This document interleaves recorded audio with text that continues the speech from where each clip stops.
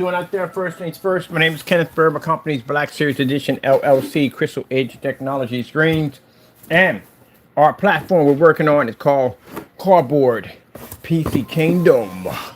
All right, we're about to start the insanity. Anyway, last demonstration, we built this amazing projector cabinet over here. So I'm in socks because my feet are hurting me right now, but I'm good.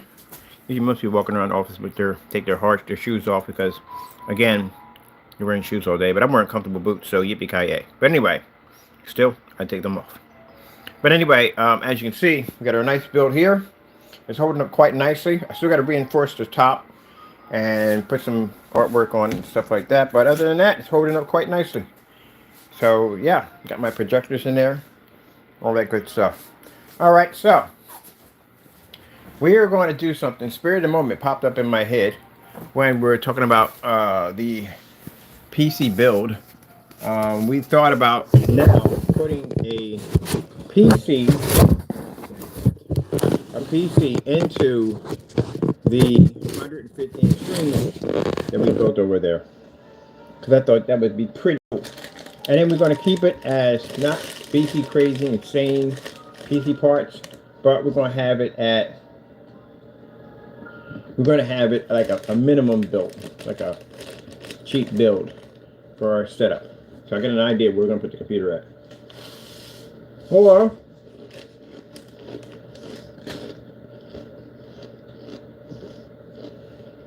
Sorry.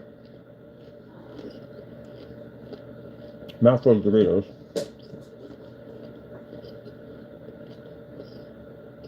Or, that's not. I forgot what that or is supposed to be about. Anyway, so we're going to put a PC in there into the giant screen. And to make sure it's taco proof. This is a dummy motherboard. All my motherboards are micro ITX boards. I like them because they're smaller and we put them anywhere you want. And that one's built for micro ITX. So I got my screws in there, so I can take it in and out when I want to. This one's built for it. This one is built for it. This is all micro ITX boards in here. I love them. They're tiny, they're small, and we can put them anywhere. Anywhere, I tell you, anywhere. So right here, we're going to build a basic, simple build. Nothing insane, nothing crazy, nothing complicated. Basic, simple build. Now, the projector I'm using, it's not going to be that one. I got a Dell Ultra Short though coming through, and it's going to sit up right near, so easy to hook it up, plug it up in there with no problem whatsoever. Everything has to be Bluetooth in there, because yeah, you can't be having cables and wires way over here and way over there. That's going to be a freaking headache.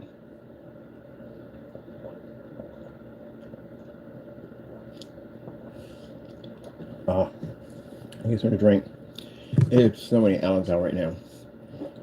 And I got some videos of the BioShock post office, which again, man, that looks exactly like the video game. I took some pictures so I can basically do some artwork on them. Because I'm going to do something with those pictures on next PC build. Alright. Ink pen.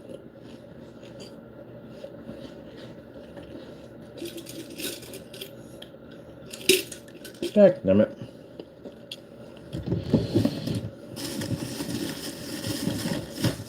Really? I do it every time. Ink pens, man. Alright, literally, I have one ink pen. I'm not sure if more. Oh, this is it. Oh, found it. I got one trusty ink pen right here. So what we got to do is we got to map out the box. This right here is automatic on me here, right here. So we need two small boxes for this.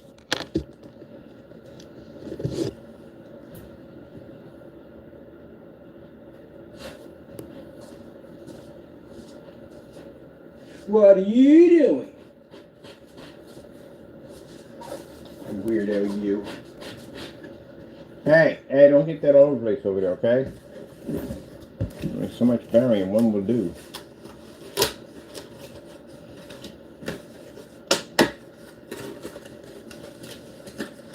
Should have got a soda. Something told me to go buy a soda. Didn't get a soda. I gotta have it. Not drinking soda. I don't drink soda too much anymore.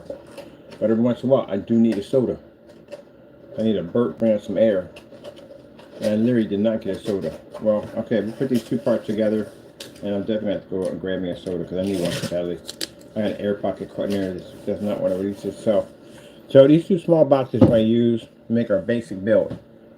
Simple, not expensive PC that we can play games on. Give us some hardcore titles.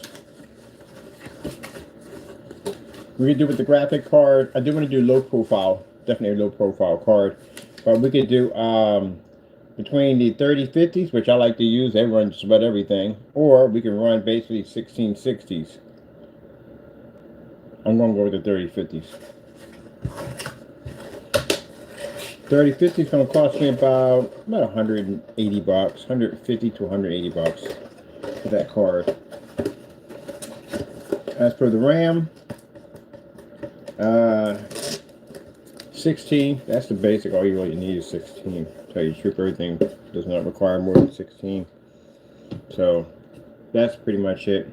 We get the RAM for around like $16. It's not really cheap.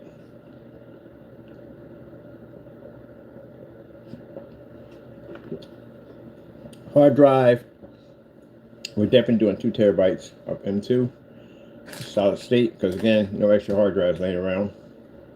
Compartments, we don't have to build anything because it's right there on top of the board. Our liquid cooling system, basic, single 120 millimeter. That's basically about it. Easy hookup.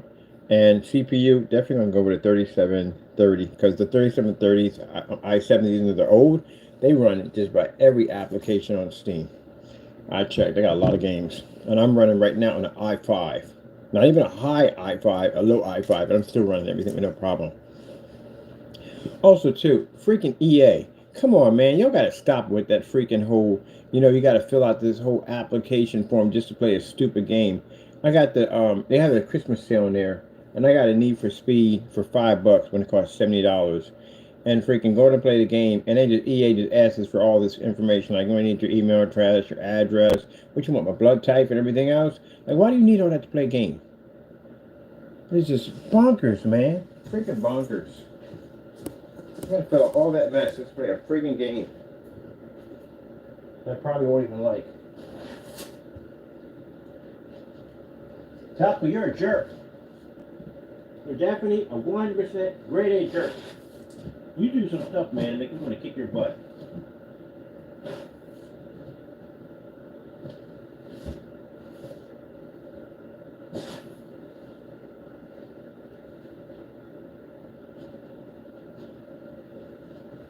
Seriously? You don't get no treats today. You're a jerk. You do some jerk moves and some jerky stuff, man, I tell you. Sheesh.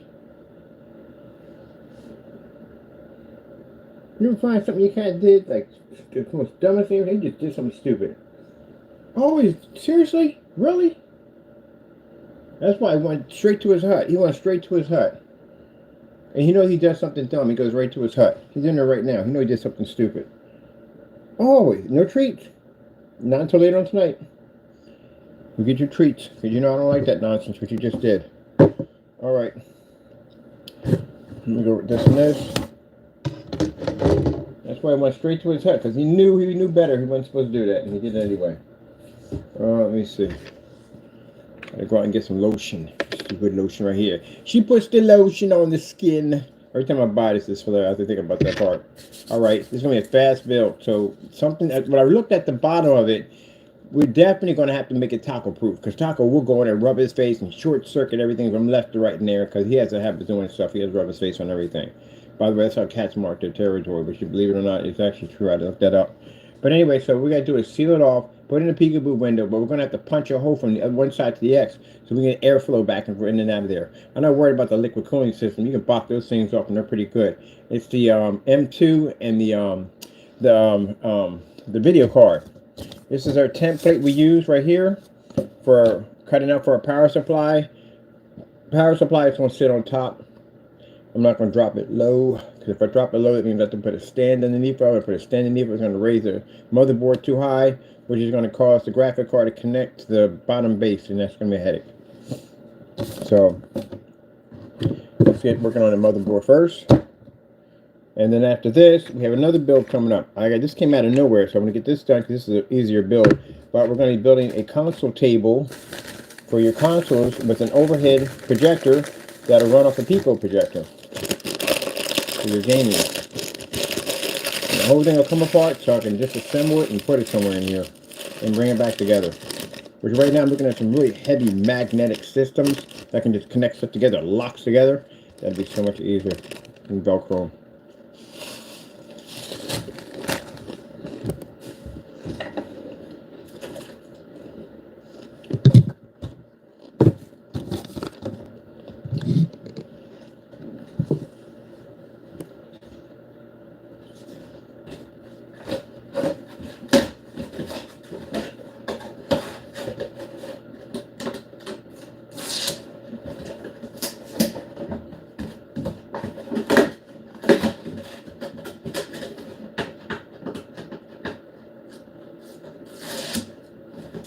And also today, we're going to make a flower completely out of cardboard. So, I thought it'd be nice to build a nice box, paint it all white, do some artwork on it, build some flowers out of it, and all out of cardboard. Put some nice pretty lights into it, some LED lights into it, a nice little display so we can have on your desk and hang on the wall. Art with cardboard. Make all our flowers completely all out of cardboard. So, what we're going to do here first, make a stand for our phone, because I am tired of this nonsense. I need something that hangs over the side.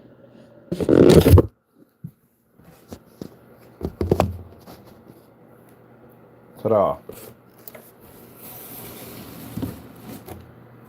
I shouldn't build anything, we just put a box, put our phone up there. Alright, so this is our box space right here.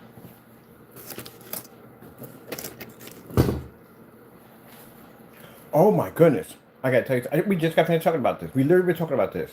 About how Netflix, these streaming services, are bringing out some of the most amazing movies. And a lot of big stars are in here. They got this movie, I gotta make sure I post it. But they got a movie that's coming out. The guy who plays in The Avengers, the guy who calls himself Captain something, whatever it is, he's in it. And a lot of big stars are in it. So this movie is basically about how robots had a rebellion against humans. And they just basically start killing humans. And started this robot war. And somewhere in the process, this kid, this girl, she lost her brother, and she's looking for him. And then this guy, basically, he's as a soldier, he used to fight these robots, and he got to the point, he's just realizing that these machines are just fighting for their independence. That's all they're doing. And now he's just trying to get peace for both sides. But also, too, bumps into this girl. He's trying to help her find her brother. Oh, man, I'm telling you, it looks far better than any movie. For a minute, I thought it was going to be a movie. It's all for streaming. This is where it's going. I'm telling you, people, this is where it's going. This is where it's going. I'll see if I can find this thing, man. And yeah, it's a lot of big, heavy stars in it. It's going to be on Netflix. That's why I invested money into Netflix. A lot of money into Netflix. Because this whole streaming thing, yeah. I tell you guys, listen to me when I tell you. Go to Robinhood, invest in Netflix. Trust me when I tell you this. All these heavy, blockbuster, these films are better than basically what they have in the movies. That's why I put money in streaming services.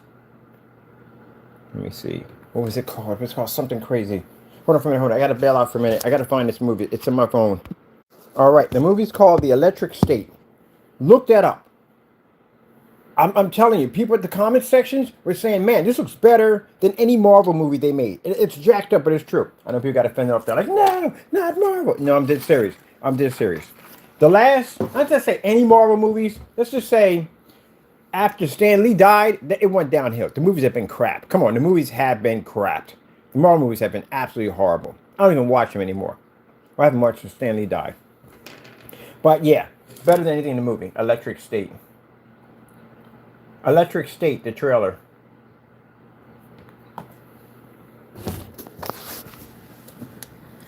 I can't wait. This is why I invested money in Netflix. I invested a lot of money in Netflix, a lot of money in these open stream services, because this is where it's going to be at. This is the guy right here. You remember him, right? I can't think of the name. Galaxy of the something, whatever it is. But he's the main star, isn't it? Right? He's starring in this movie. A lot of these big stars now are coming over to look streams because the streams is where the money's at. So the streams got the money now to make their own form of movies that are far better than what's in the movies right now. And the reason why the movie industry is not spending the money because they really aren't sure they're going to have all those people in those seats to make that money. Watch this thing. I can't wait.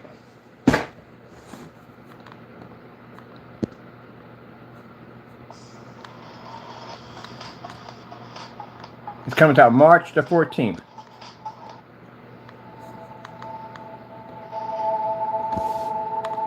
You sure you want to do this?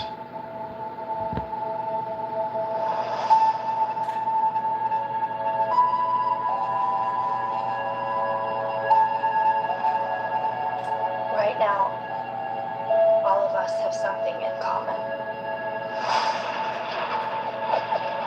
We all lost something after the rebellion.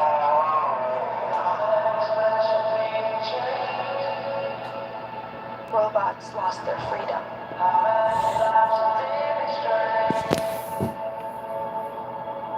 Humans lost connection with each other.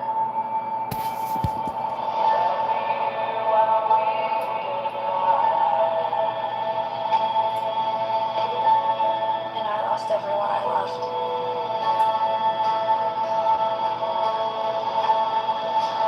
Or so I thought. So you want to go get your brother back? I'll go with you. Someday you will find me caught beneath the last one high in a champagne supernova, a champagne supernova sky. I'm sorry. You can't change the way things are. Watch me.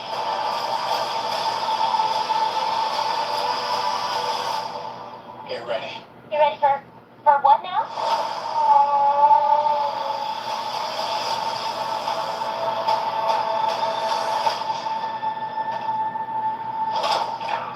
Get us out of here!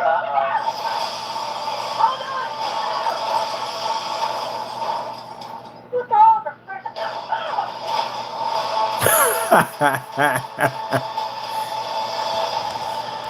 Can you believe that?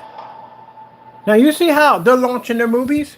They're launching their movies like actual movie trailers. When I first saw that, I saw it on Facebook. I didn't know it was Netflix at first. I thought there actually was a new movie coming in the movie theaters. I looked at that, I was like, oh shoot, that's Netflix? Yeah, they're launching movies like that. So a lot of these big stars are now coming to the streamers because the streamers is where the money's at now. It's no longer the movie theaters anymore. The movie theaters are going to get a few things here and there, but movies like this are going to pop up on these major streams. That's why I say whoever invested in Netflix and with the Robinhood stock, when they had the Tyson fight, he made some money. Yeah, people made money off of that fight. Everybody made money off that fight if you had it invested right.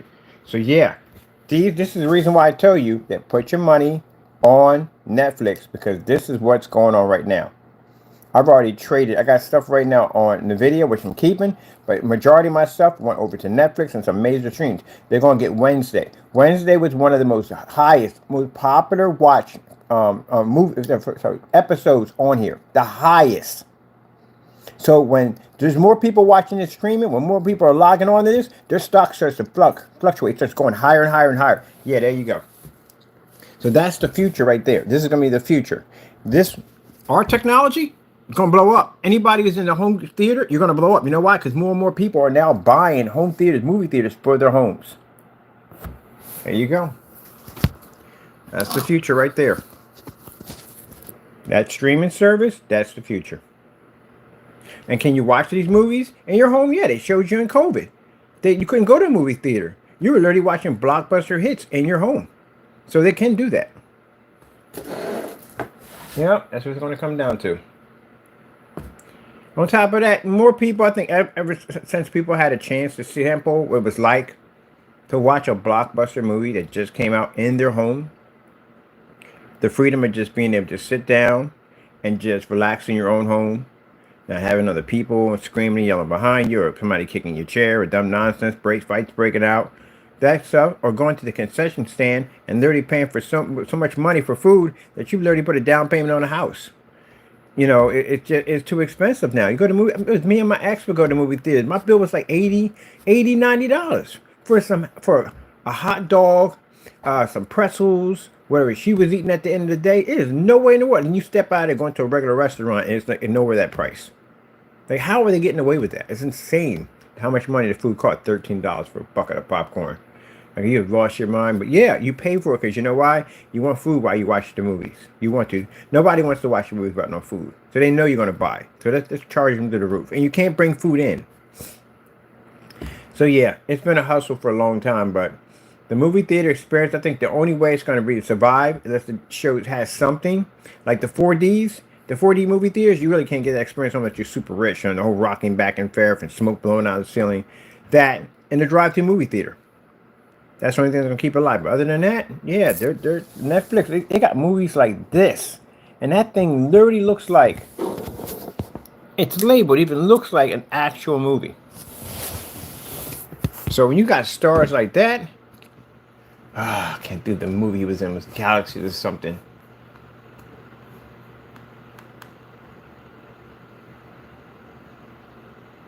I can't think of the movie he was in. I know he's a guy from Parks and Recreations. I know that for a fact.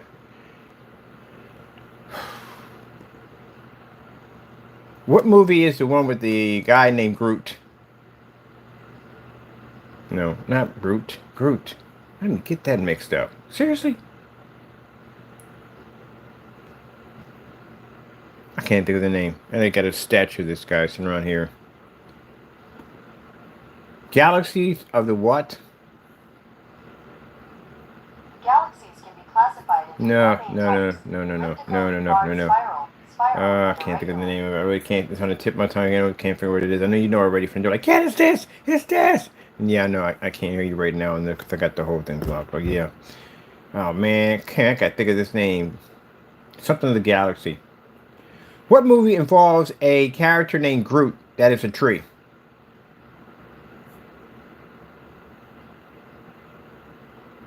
Yeah, I just knows too much. It literally just breaks it down to too much. Watch, I'll be sitting somewhere like, yes, that was what it was. Galaxy of something. I can't think of it.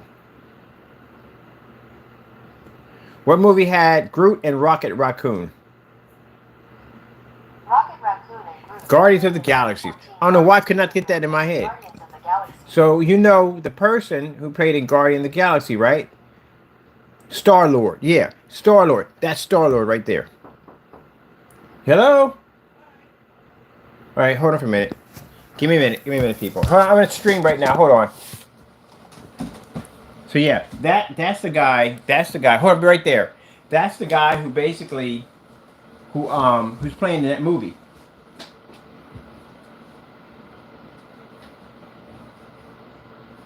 He's part of that Guardians of the Galaxy. Hold on for a minute. I'm gonna stream.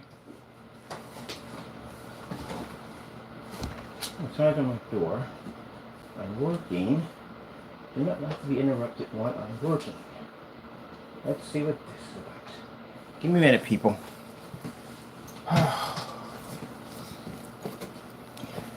Move. You, move. Move. Behave yourself. Merry Christmas. Thank you. You're welcome. I'm sorry, I was in a live stream. It's alright. I just wanted to drop it off. Oh, that is so cool. You're welcome. Thank you so much. You're welcome. Awesome. Awesome. That's awesome. That is absolutely awesome. Awesome. They're so beautiful here. I love the people. They're so beautiful.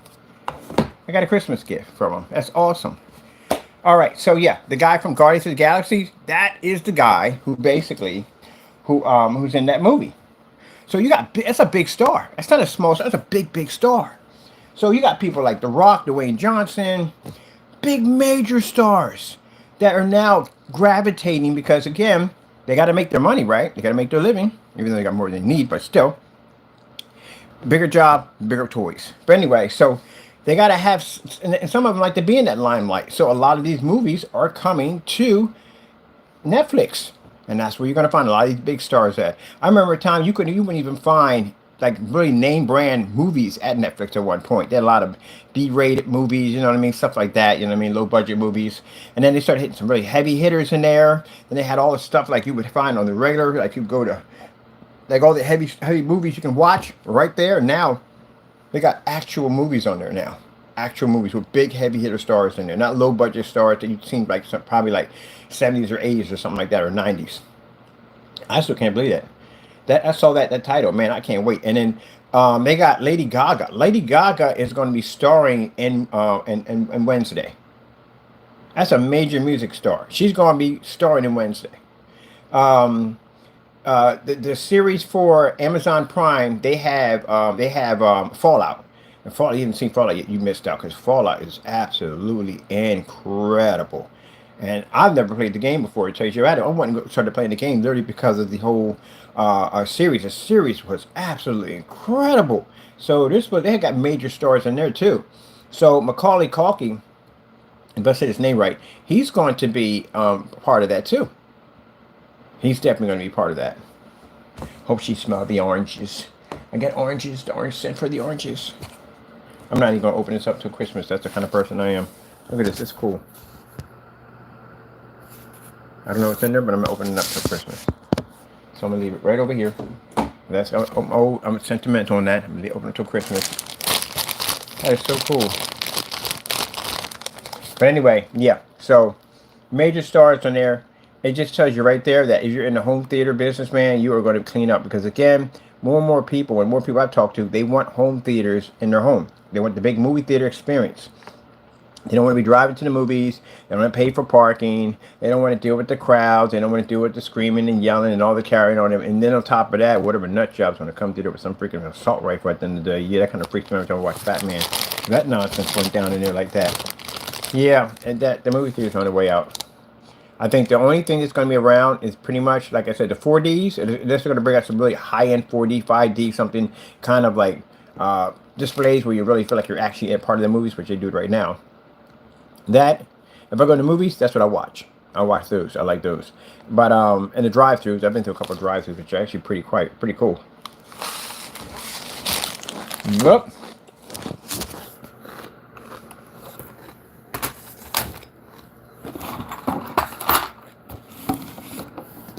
I'm going to be watching it. State of Electric. Whatever. I'll put the link below this video. You'll check it out. You're going to fall in love with it. This shows this the rebellion. The robot you saw that stepped on those people. You see a woman walking in an office building. And all of a sudden this robot got up, picked up a car and threw it. As she's walking, see the car come right through she's walking this way. Robot's back her in the background. Throws the car. The car's coming up and it lands right through the window where she's at. And that's what started it. I'll tell you something. When you start seeing movies like this, and what did I say? All this AI technology we got, these machines, robots and stuff they're building, the run, walk, jump, all that stuff like that. Bad idea. But I don't know. I'm going to leave it at that. Put it in God's hands. All right. So we need power supply is going to be here.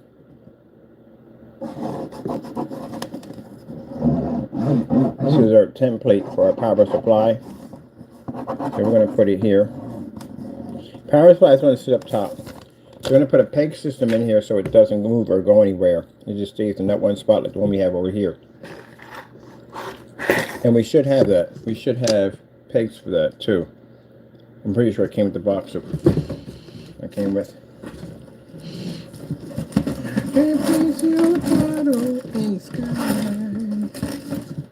Oh, let me see.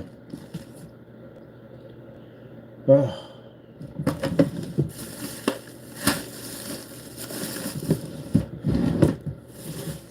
I cannot find where I put my motherboard screws at.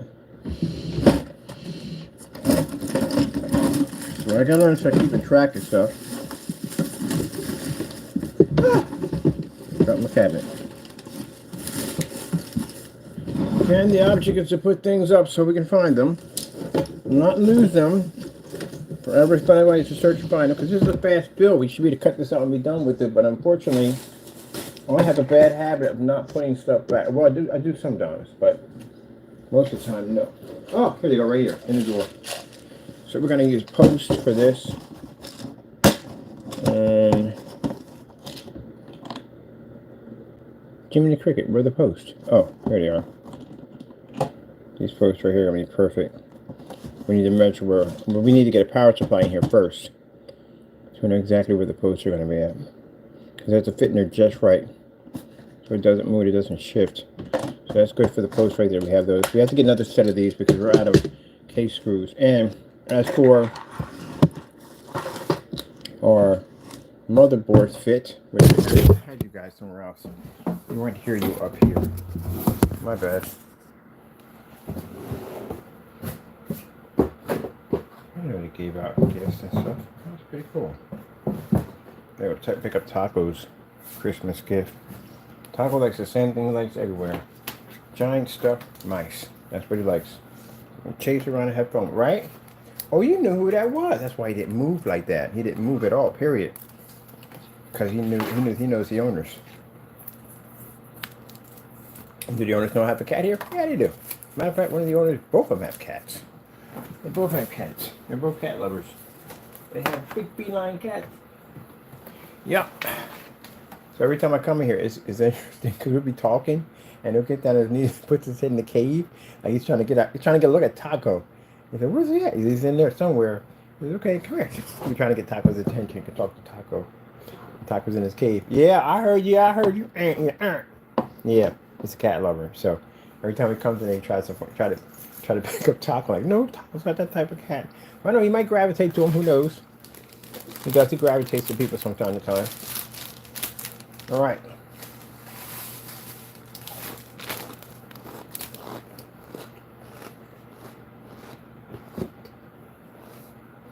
Ah, yeah. Forgot about that. We have to go in the snow. Yeah. I gotta pick my giant glue gun.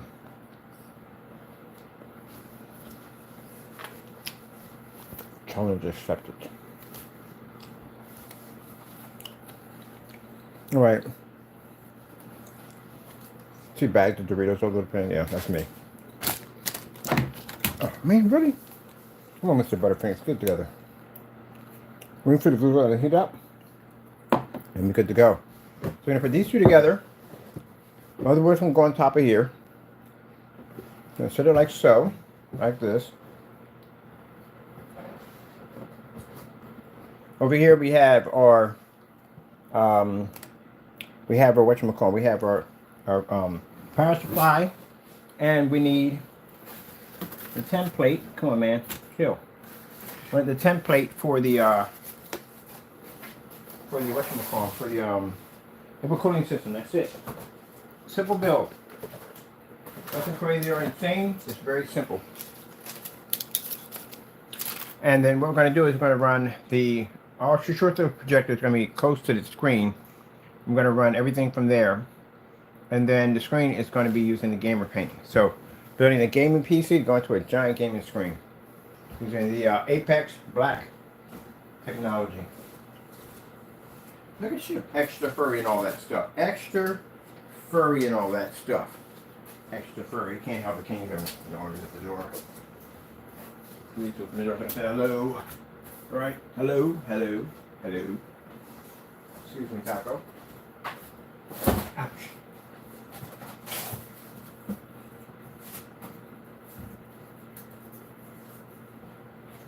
And then for those of you wondering why we have so many cardboard boxes up there, because it became a bit of a challenge to figure out how to get the screen to the wall. Man, that was a challenge at the end of the day because we couldn't figure out how to get it to the wall. We can't drill into the wall. It's wallpaper, wall print. So we're going to damage the print. We can't paint on the wall, of course, because again, it's wallpaper print. And we can't, again, we want to drill holes in the wall. Not going to work. So I can do a motorized projection screen and bring in 2 bookcases, but that's too much clutter, too much work. And again, I don't want to carry anything out of here. So that wouldn't work with the motorized. the two bookcases and the beam across. Same thing with the fixed range screen. The problem with fixed range screen at 150 inches, once you paint over that surface, it's like that, which means you're not taking it apart, it's not going to happen. And trying to fit this giant screen through that door, not going to happen. So you, once it's up, it's up. So the best way to do is do a cardboard panel system, cardboard system, which is for the wall. We don't touch the wall at all, period.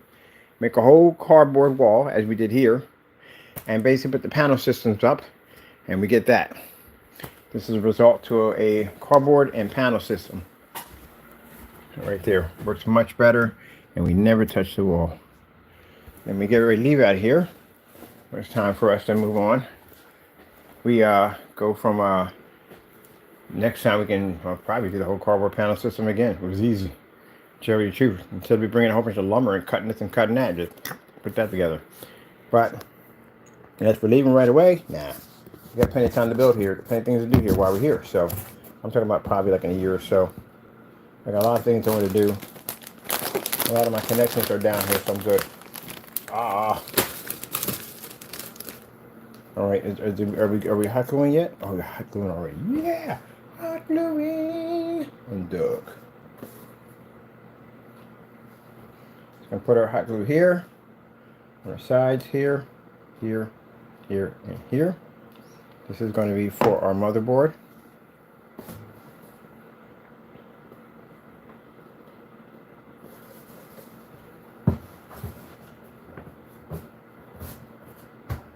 That was so cute. I gave him a gift.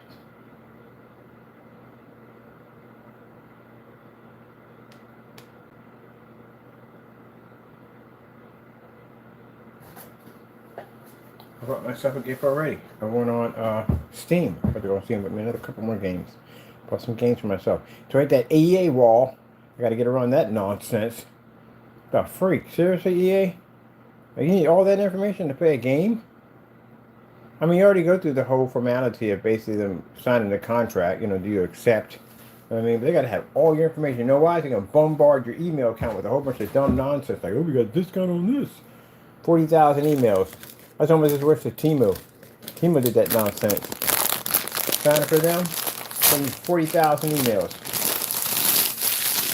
Hot commodity going on sale. Hot commodity going on sale. That's so many times. It's not even funny. I did this. I never bought anything from Temu. I'm terrified to.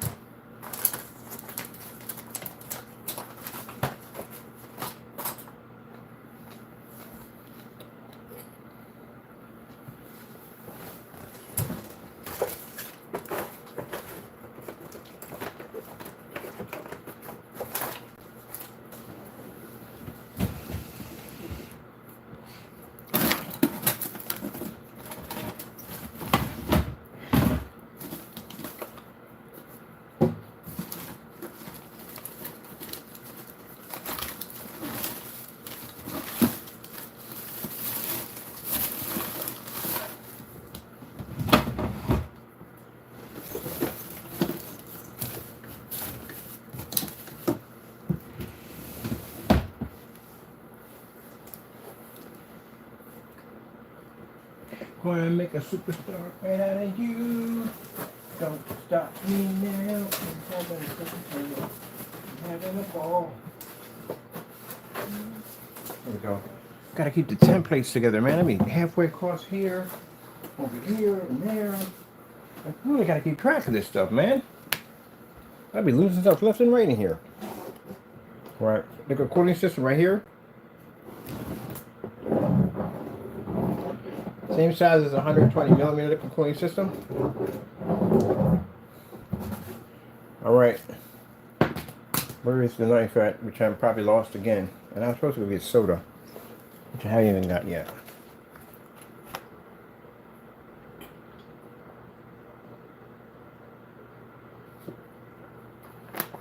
But yeah, to show you that the future in home theater movie entertainment, this one is big.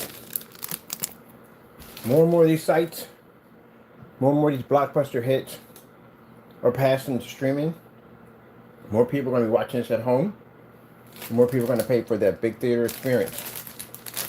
inside and out.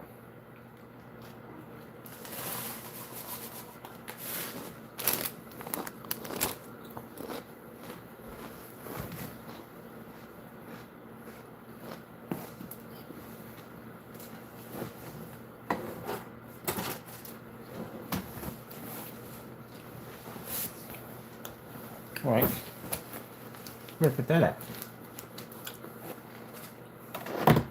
Ow, mother George, really?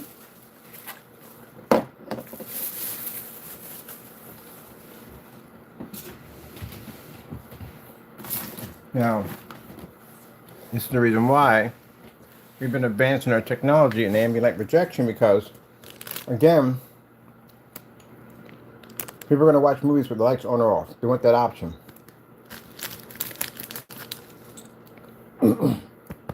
Ooh.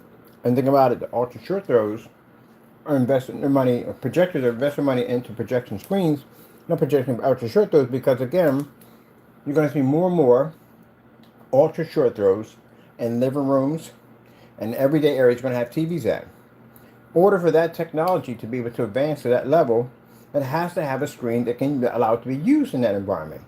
If not, it's not going anywhere. This is where our technology is in. That's why we do all these demonstrations in fully lit environments. Because again, I can't explain enough that you have to watch. If you're going to be in business, you have to watch the entire movie. You can't watch half of it and second guess. You got to watch the whole thing from beginning to end to understand it.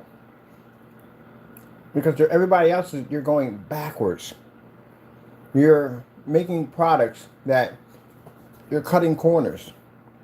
You're doing high-end expensive projectors. You're doing calibrated machines in dark environments, ambient light controlled environments. You're backwards. No one's going to turn their beautiful living room into a cave to accommodate a projection screen. They're going to go buy a TV instead. And the problem with the TVs is the TVs have so many complications with them, with the burn-ins and everything else that you have wrong with them, and they cost a lot of money. And if your kids come in there with a soup spoon and smack your screen, you're out of screen. Because everybody knows that the screen costs more than the TV. I saw a friend of mine came in, turned on the TV, and they got nothing but sound. They ain't got no picture.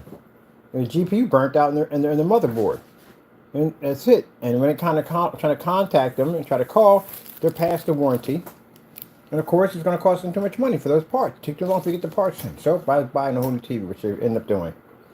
So, that's why, if you want to build for the future, you're going to have products that can withstand tons of lighting, especially commercial environments. It has to be easy to apply for the customer. And it helps if you're not using high-end expensive projectors to try to get your screen to kick. Because again, this still costs the customer money. The less the customer has to spend, the happier they become. So while we're sitting there doing all this testing and ambient light projection technology and all this stuff we're testing, we were getting ready for the future, because I'm sitting there watching my stocks on Robinhood, and I'm watching them jump. Every time they bring a little blockbuster movie or something comes out big on Netflix, the stocks jump. And they've been jumping a lot lately. So that tells me from the door that the future is going to come by streaming. More and more people are going to want movie theaters in their homes on their ultra short throw projectors, and they're going to want to use that in a fully lit environment. They don't want no washout, they don't want fade, no discoloration, none of that. They want to act just like a TV. The TVs are more expensive than projectors now. Way more expensive.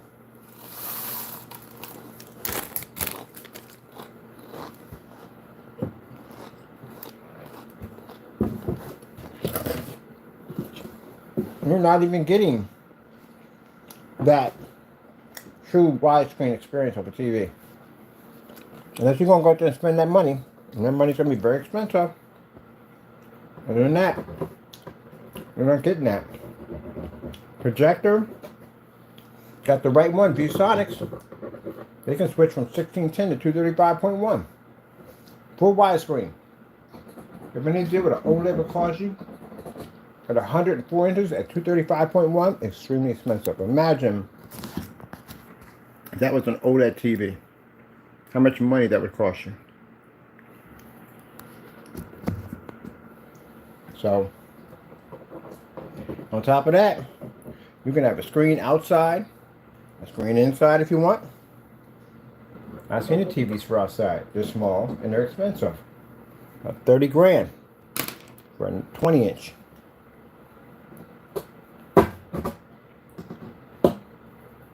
future is projection. The problem is with the screens we have, the projectors we have today, they're absolutely useless because they're on the wrong screens.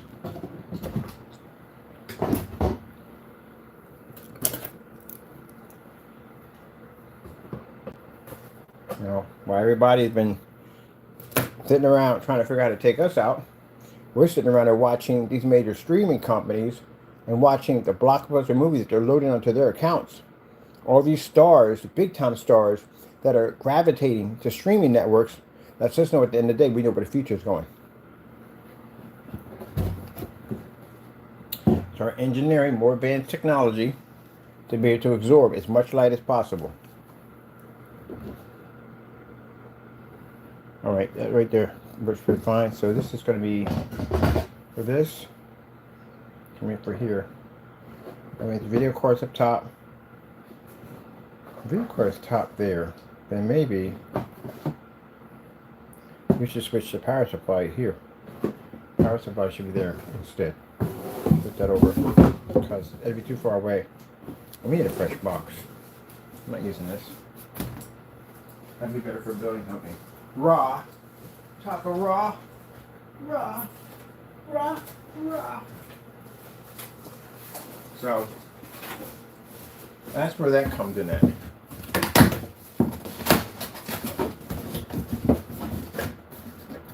this is going to require a lot of testing to make sure your products are working. Because again, the reason why you want to make sure your products are working, what if you get hooked up with a company? What if a company likes your product and says, hey, you know, I like what you got over there. Let's do business together. You're going to test your stuff. On everything you said, and if your stuff doesn't work out, then you don't get a contract, which you could have gotten if you basically did things by the book. All right, here, here, and here. Power supply definitely has to be here. Because it can be too far of a stretch for that. They're a template. This is exactly the size of the power supplies I like to use. You're over there getting his zoomies on.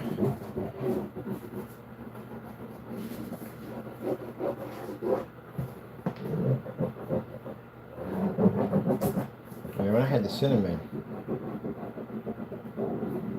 they were asking who has cinnamon in the hallway. Like, cause they weren't the smell of it, like the smell of it. So where my outlets are, they're right there, and they push that scent right out into the hallway. And I said, well, that's my new plugins we have in here. Because first thing they told me they didn't want to smell my cat or anything. My cat, so they didn't worry about that. Taco has fresh litter constantly all the time, all the time. There's a pet peeve about my aroma and my environment. So anytime we plug something in, because it's close to the wall, with the air cleaners in here, I always get my aroma out there.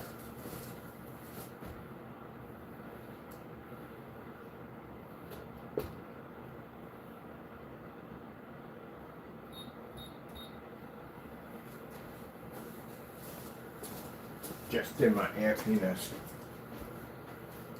All right.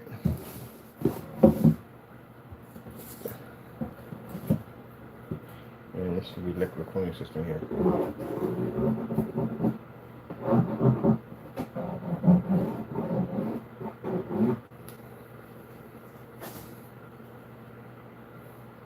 I think I'm gonna do a double fan system. Usually if we're doing liquid cooling system, we put a square there. We're going to do a double fan system. One at the top, 120 millimeter at the bottom, and at the top. Which means, because there's going to be a fan system there, we need an exhaust output. Because we have to draw air from somewhere.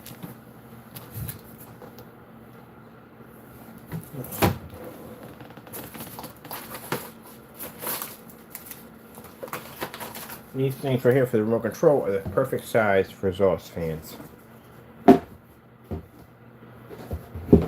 Wrong side, bird. Wrong side.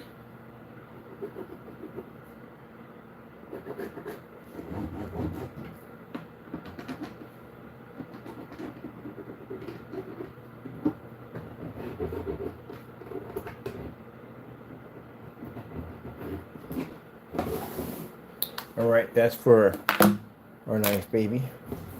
Where's the knife at? Where's the knife at? Where's the knife? I just had a knife in the ago. What the heck did I eat that made me this drowsy? Jeez. One thing, I hope that snow's coming down heavy because I'll walk over to Dunkin' Donuts and get some of that freaking vanilla cocoa.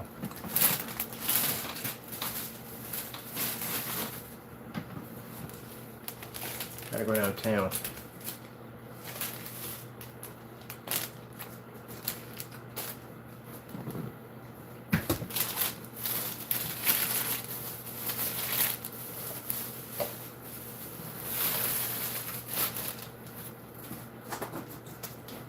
Let it snow, let it snow, let it snow. Some people hate snow. They can't stand it. I love snow. Freaking love it. The whole driving thing in snow, well, I didn't go through that micronat nonsense. But I would get a Jeep. Yeah, why would I even bother getting a car? It'd just be pointless. I'm gonna be stuck in the snow. I just get out of the Jeep. Excuse me. Yeah. Keep moving. Have the exhaust system brought up so I can flood my engine. We're gonna not get them rid of them stock wheels. Get a cool suspension system put in. Some oversized wheels. Every time I snow, I'm like, yeah. There's a difference between people who drive cars and people who drive Jeeps and trucks when it comes to snow. Especially people got them Jeep Wranglers. They're different type of people. When it snows and people drive cars, go outside, they're like, oh crap. And when people drive Jeeps, they're like, oh yeah, because it's just playtime for us.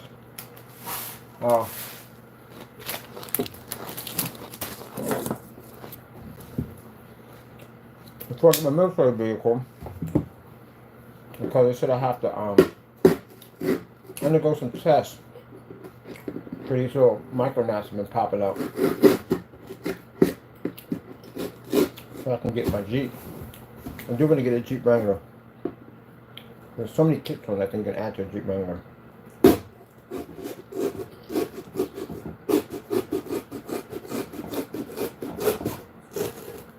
So I'll have to undergo some sleep studies and see what happens.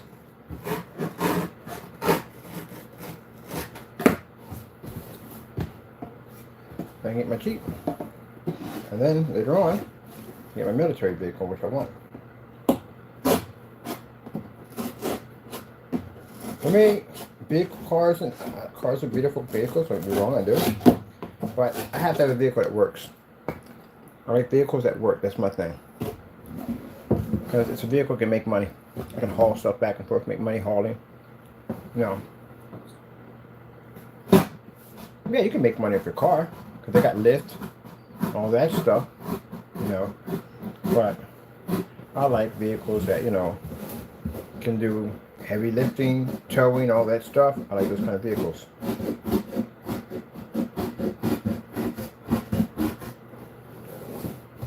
Now, I'm going to have to pull out a tree stump in your backyard, Frank. We're not doing that with a car, because we'll rip the bumper, clean up the car, and everything else with it. But if you got one of the big boy Ford F-50s, you ever seen the Ford F-60? I think it's a Ford F-60. That thing is freaking huge. I didn't even made them that big. And, those vehicles are good for that. All that towing and stuff like that, the Hemis and stuff like that.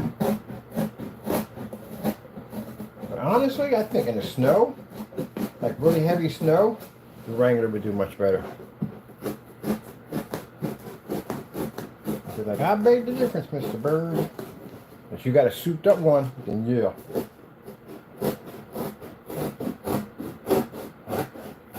But I did like the Audi commercials where the car was riding on snow. Audi Quattro. And you get when you find out that's not true. You can't ride on snow and ice. Because your car will shift from side to side.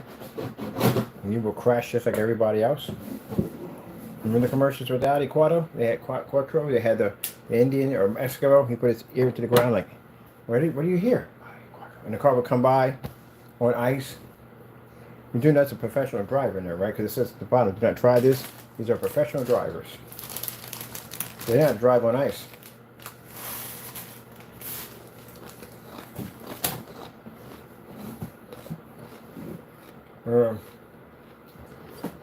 Everybody else panics. I panic too.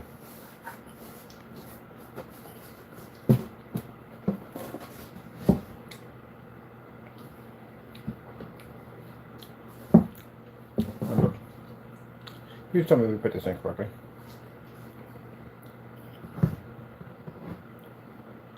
Okay. Okay, good. I was about to say. I thought I did the long way. I was like, no. It's the other side, Ken. It's the other side.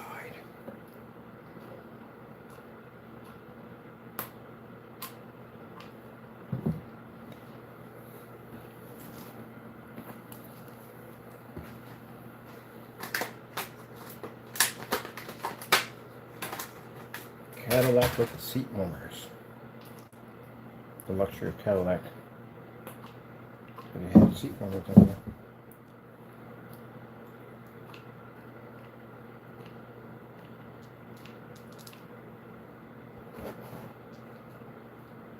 Alright. Is there a base for our motherboard we're putting in right now?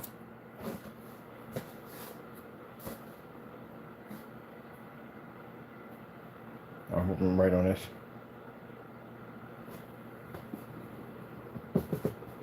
I'd like to say I am. Right on that. So this is a simple, basic build, nothing really heavy.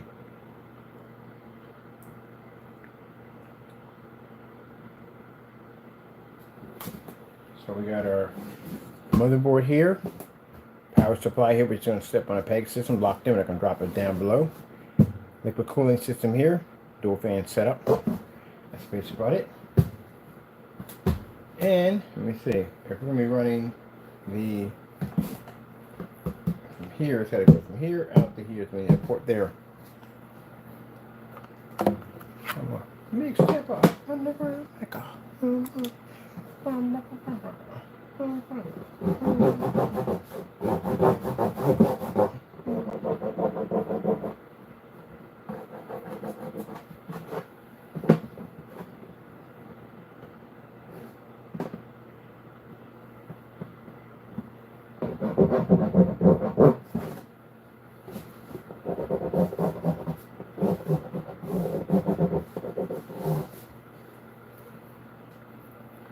Alright, let me see. This is going to plug into the motherboard. So that goes from here into the motherboard, so it's not a problem there.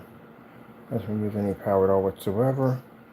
This is going to be motherboard and ATX and V12 or to the board. So let's get this one cut out. Because power supply. Wait. How is power supply going from here? Power supply is up top. Power supply at the top is not down low, so that's not going underneath. Power supply at the top, so whatever. You can connect it right there. We use sleeves. The power supply I'm going to choose, and I can get one this size. Let you pick which connectors you want. So that we're going to have connectors, like 1,000 connectors all over the place, because that's a pain in the neck.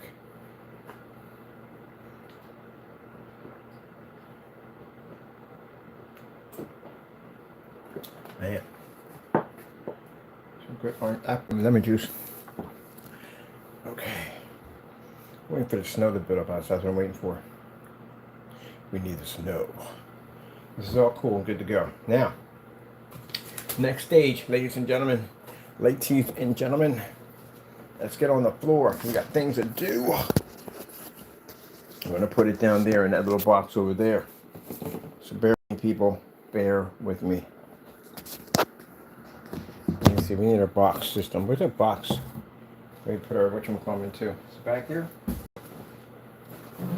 Here it is, right here. Alright. This is what happens when you get old people, you make those sounds. No squinch anymore. You have to make grunts until we hit the ground. Alright, so we got to punch a hole through here. Because remember, we got to make it taco proof, which means taco can't get in here, he'll mess it up. We have to make a whole section there to keep Tuckle out. Yeah, you Tuckle. Yeah, you. Look what you've done. I just literally cleaned this floor yesterday and vacuumed it out.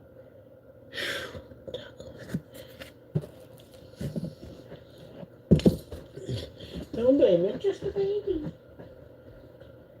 I'm just a baby.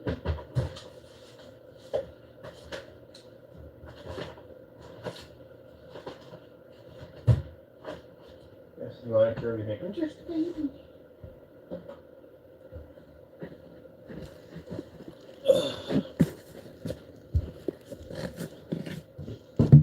Yep, the first minute you get up and hear that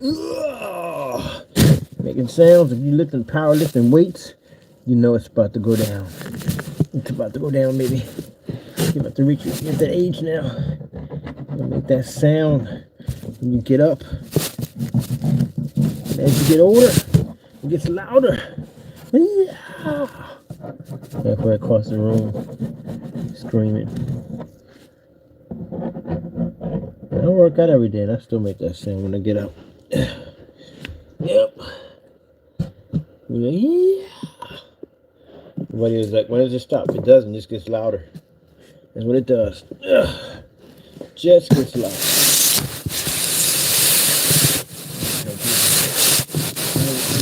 Now you're in here, baby. You're in here.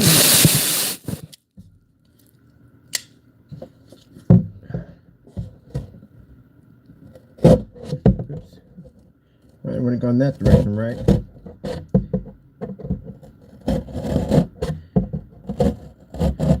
I go for a walk outside. Someone's calling my name.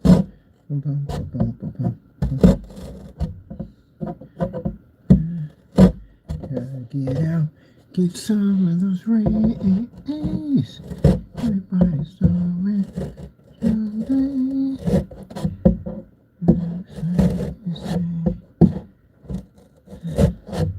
Sunshine day. Walk outside. I didn't even know the Brady Bunch had a freaking record, but they did. They had a record. Yep.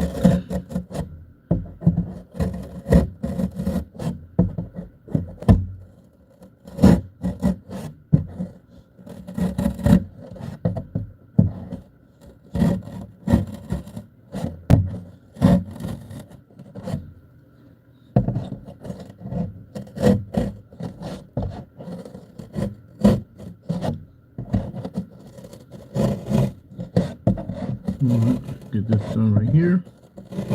Let me slow about it. Now,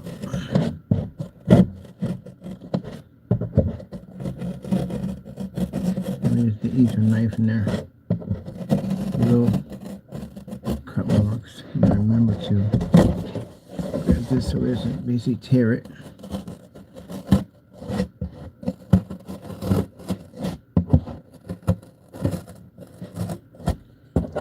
Man, I bought myself a coat, but I don't want to wear it because it's so bulky.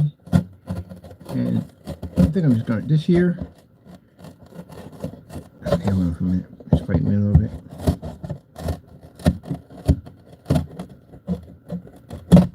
Perfect. This year, I think I'm just going to rock a winter hat and a freaking vest. I haven't done a vest in a while. Because it's the best of us for the rest of us. Ah, you like one of the hole right there? There we go. Is it beautiful? It's beautiful, right? There was this blade right here. Trusty. I'm going to call this knife from now on Trusty Dusty. It's a Trusty Dusty. Getting it done every day. Trusty Dusty.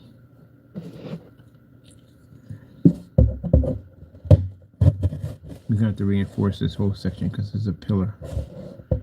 And these are little bearing walls. Alright, let's get to the other side and get them cutting over there. Ugh. Gotta get out and get some of those rays.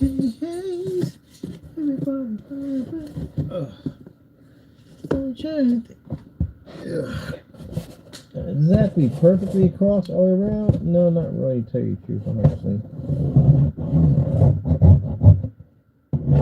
Just gotta get the fans to blow the exhaust out of here so that way everything stays nice and get up here. Nice and cool in there.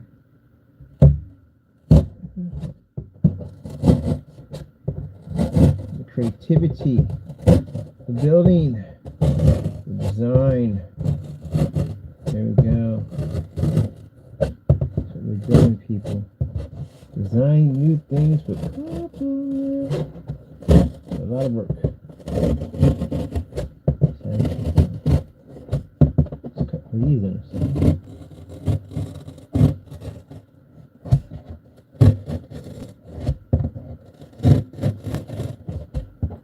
Hey, don't you even think about it. Leave it alone. Yeah, go leave it alone, please. Thank you.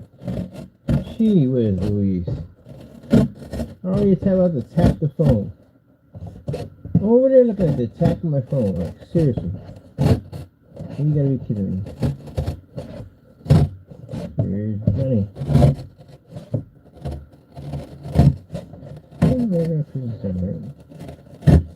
Okay.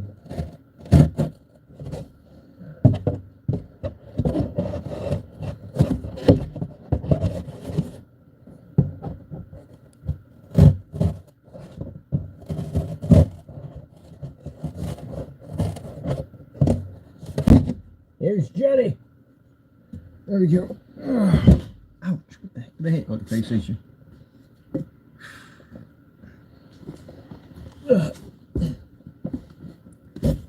Ouch. Whew. Man. The drill is nice better. There we go. Kaboom.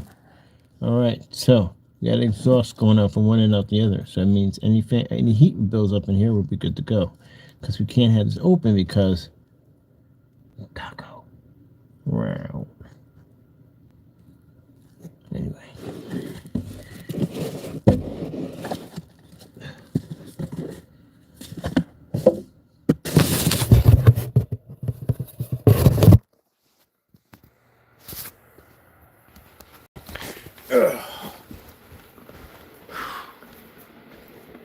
All right. Now, got a nice exhaust system from there to there.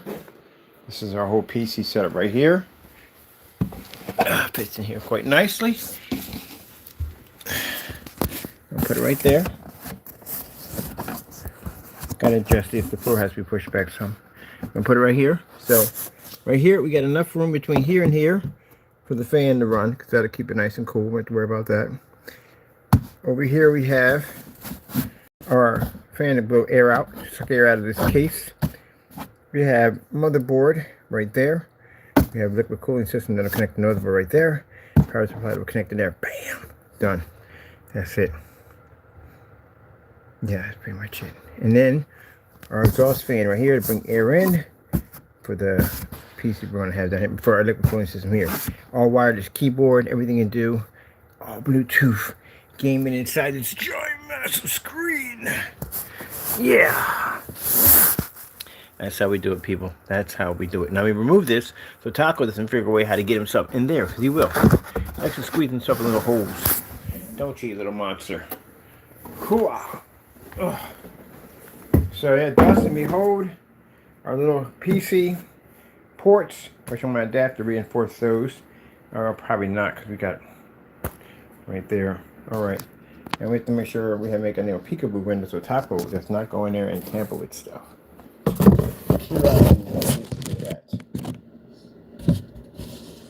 And the right Taco, curiosity is the cat. The cat is curiosity. Curiosity, what can we call it?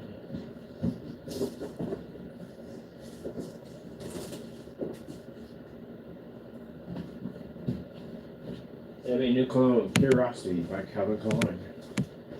So right, they don't have one made by that.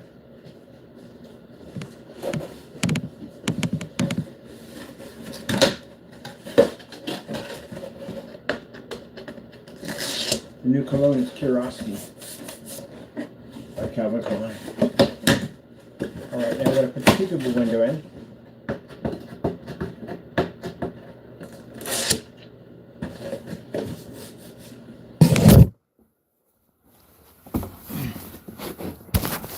Alright, let me see. Wow. I kind of built this thing just right. It literally fits all the way across. Has a little air. That's basically about it. Yeah, this will fit perfectly. Alright, perfect. Yep, it'll fit perfectly. Okay, these two, turn these two our window. Alright, cool. This is already finished. Put it right there.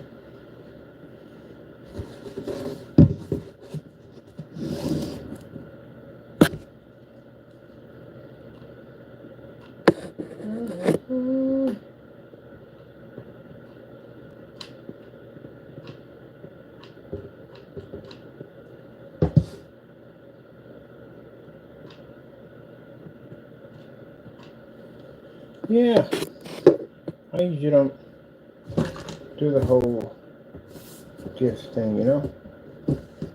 And some people go through the whole, you know, drama thing because, you know, they don't get any gifts or anything. That's just not me. I buy my own stuff at the end of the day. That's what I do. I don't bother asking anybody for anything. I buy my own stuff. Buy myself a brand new line or train. So, I think I should thank you a lot because, you know, I'm used to, I don't depend on people to do this and do that. I depend on God, that's it. But I don't depend on people. Some people have to have gifts, you know, so that, I don't know, I don't need it. But I think it's sweet. I think it's nice if somebody thinks about that, even when I was not expecting it at all. And that's what I find, you know, interesting. I wasn't expecting that at all, period. Besides, I don't do the whole, I buy some stuff for myself, that's it, something small. Nothing expensive or anything. Video game, probably most likely that's it.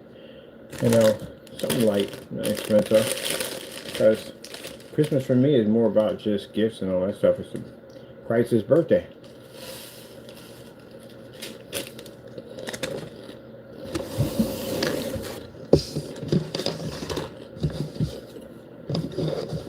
The reason why I have my salvation. I got a second chance. That's a celebration right there. If I didn't allow him to ever come down, I've been doomed. Yep. People look at the whole festival and all stuff like that. For me, it's a celebration of Christ. It's his birthday.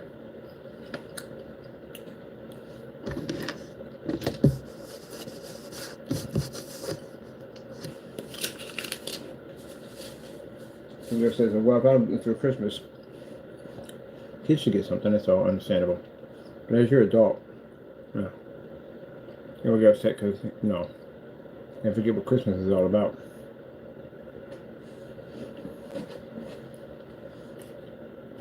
And the devil just sitting there like, keep on forgetting. I got your number. I know exactly who you are. I'm telling you. I'm right there. Something else.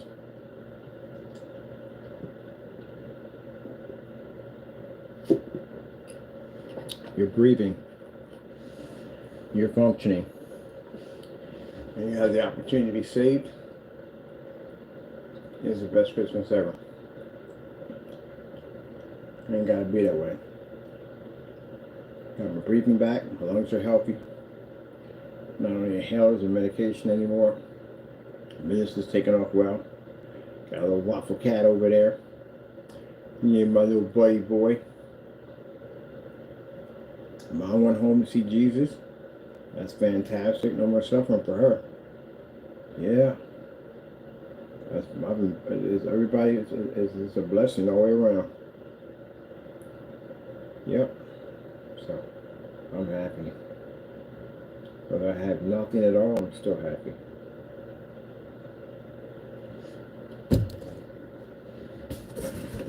Put on that giant peekaboo window. Oh, I dropped that on the floor, that would suck. So, most likely as always, I go down with family. I used to do the whole decoration and all that stuff, and then I do a little something for him. But you know, he doesn't know, but I still do something for him. We can decorate this whole place easy. We got LED lights in it throughout this whole entire place. Everything here can flash Christmas colors, and again, I can put giant fireplaces wherever I want, display snow levels, whatever you need on here. That's basically about it. In the home front, we got the tree set up, and I did something different this year. I made a cardboard tree. Yeah, and it came out looking hot too. It's got LED lights and everything on it. It's even got a train that runs around it. It's pretty cool. I'm running my projector mapping through it. It's pretty sick. Yeah, I was curious to see if we can do it. Came out nice too. I was watching that cardboard Christmas trees. People made them. I could went out and bought a real tree, but I don't like fake trees. I can't stand them. I don't like them. I can't stand it. I like a real tree. I liked a real tree for a long time, until after you get older, you realize that those things got a ton of freaking needles everywhere. They go everywhere. And my favorite tree is the Fraser. Those are my favorite ones. I don't want to build my own tree this year. I like to be self-sufficient. Cardboard projection. You know. Cardboard Christmas trees.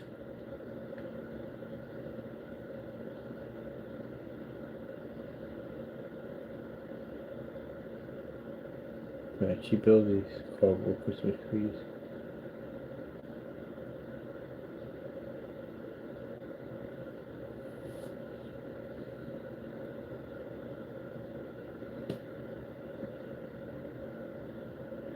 You might think, oh, because you're broke, please. I do what I like to build with my hands. I like to make something with my hands so that I made it myself, and I don't have to depend on anybody else to do it. I can do it myself. That's what I like to do, build things. Every man should know how to build something. You don't have to be a master crafter at the end of the day. You should know how to build something at the end of the day. Somebody can't even build a freaking birdhouse. That's the most easy thing you can possibly build. It's only like 4 corners.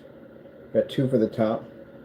Now, if you're going to do it the difficult way, you can basically cut out the triangles either way. You can just make the whole entire unit where you start with the door and the triangular area. So that way you have to do is just basically put one piece of wood on one side, one other side. You're doing. That's it. Put a base bottom of it, and that's it. But you should know how to do something. There used to be a time where a man could go out in the woods and cut down a few trees and build an entire log cabin.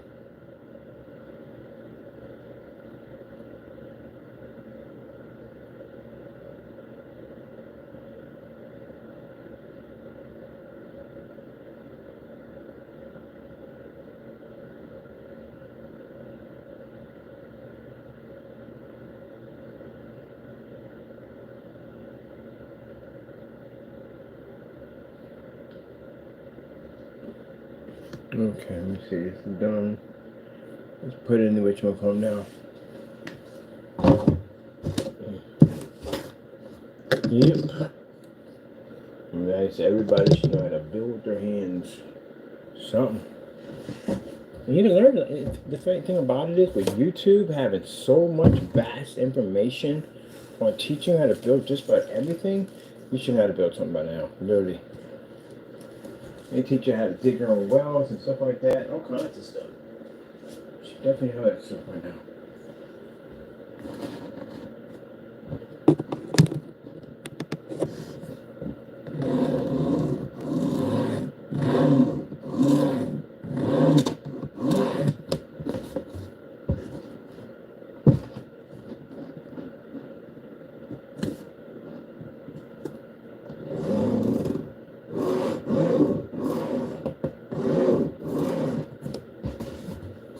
I'm so glad that I don't have to deal with that.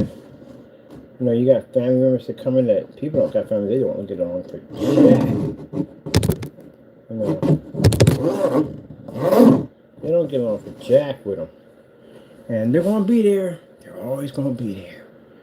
You got ones that talk too much and brag too much about their lifestyle and this, that, and the other. And boy, you got those out there, boy. I just sit there quietly and observe it all. I don't say much.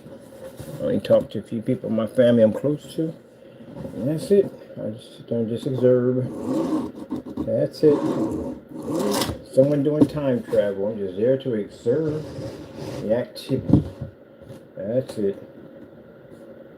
I'll talk about my company. Talk about what I do. Nothing to bring it up. I just give them a couple of, yeah, you know, it's going well. Yeah.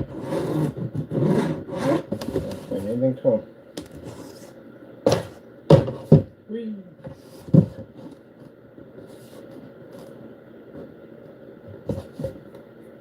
I don't go into business with family, so for me, some people it works. They do. It doesn't work for me, no.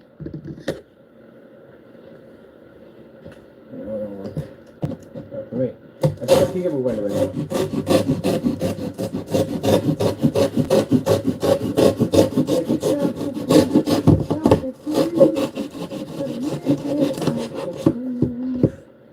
Let me get tackle proof.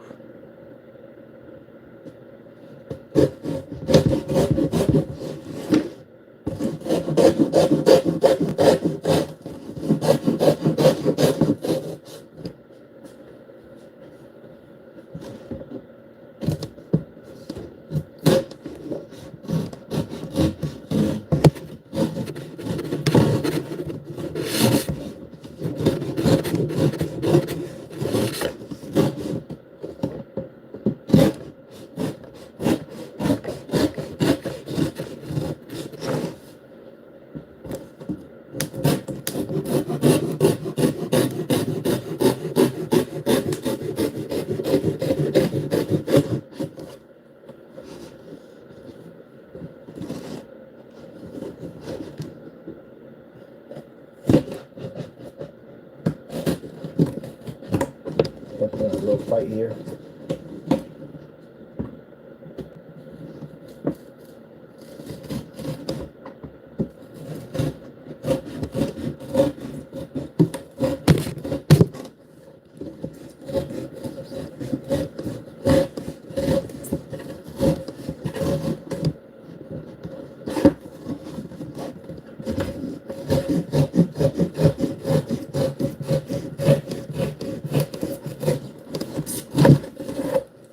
Man, they said that we were supposed to get that snow tonight, and we're getting it now? Oh, mama. Yeah, it's going to be a lot. A whole lot. Sorry about that. Yeah, a whole lot. Mind you, we're near the mountains, so yeah. Yeah. But the good thing about Allentown is the fact that that's the first thing that came to mind was all these hills we got up here. It's got to be brutal up here for anyone driving, and it's not, because the city is really on point when it comes to snow removal. Like, they don't play around with that up here. So they're on point with that. That's one thing I was worried about, something sliding.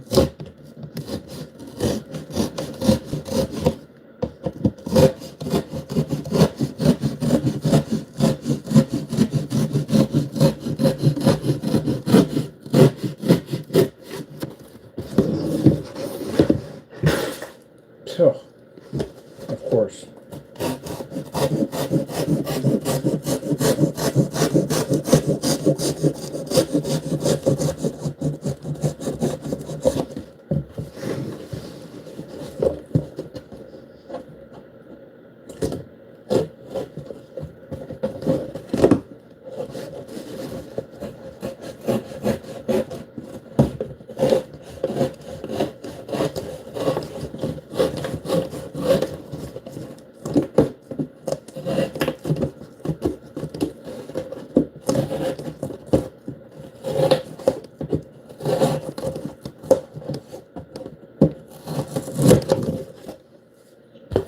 I was worried about something sliding and hitting the garage. Because, you know, right on the corner, I was right on the corner. That was my biggest fear. About being in that garage. There's something sliding and slamming into the garage itself. But, you know, thank the Lord we never had that problem.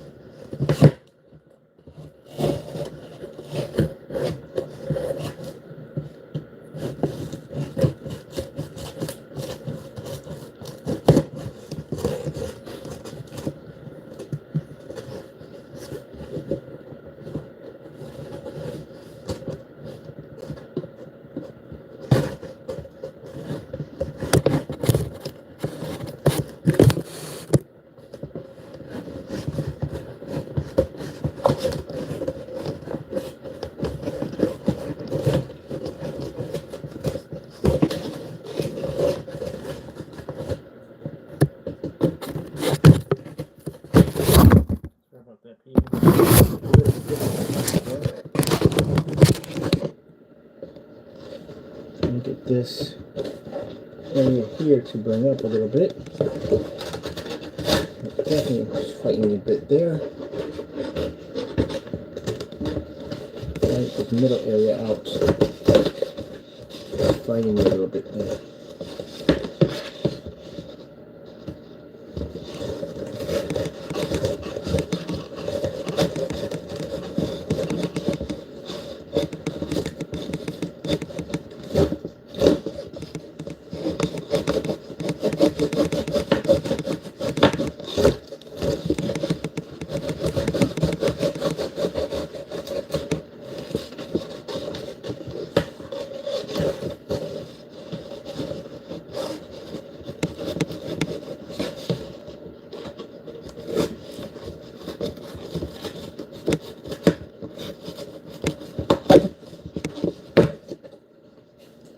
Whew. I'll clean it up out of there. Man.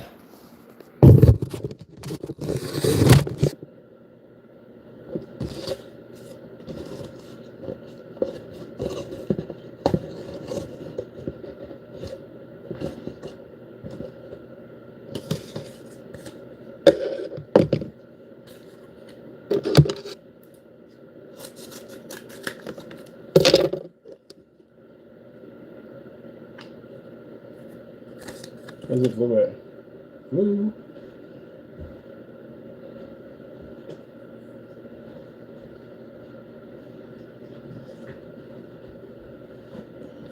Oh, here we are.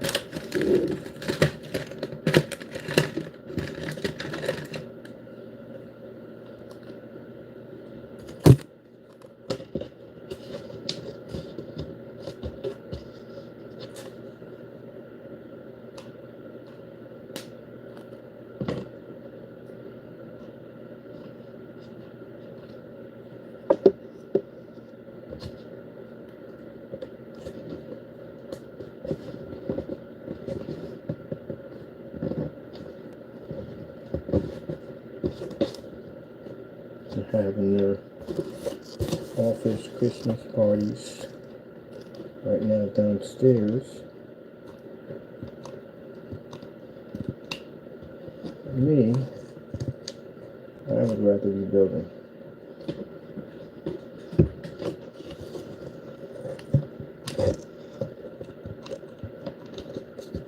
See, when you have a passion for what you like, what you do, you don't mind spending every minute doing it. You don't. It's something you enjoy to do. You know, people saying, oh, you gotta go on vacation, you gotta take some time off, you gotta do this and do that. Why would I go on a vacation with something I enjoy to do? When I'm on vacation, I'm thinking about what I want to do.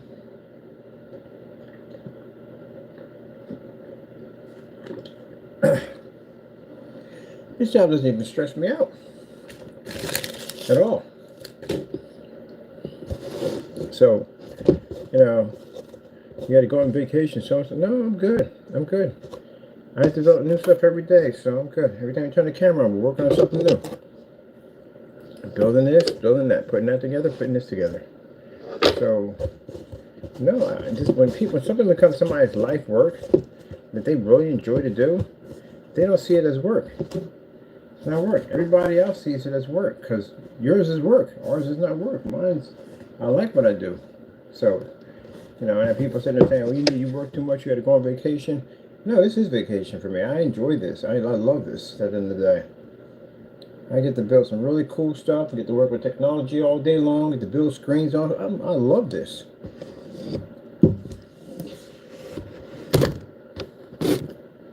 I'm on vacation. I'm thinking about building screens.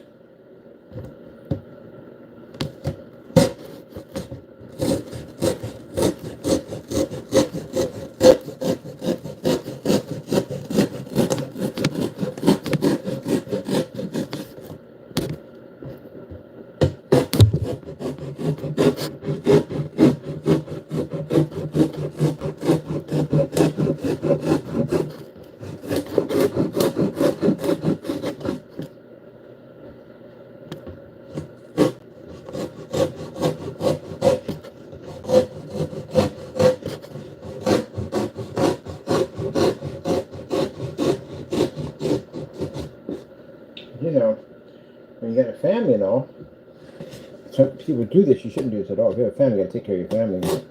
Be there to entertain and have fun with your family. But some people are just so buried in their work, they literally forget they have a family.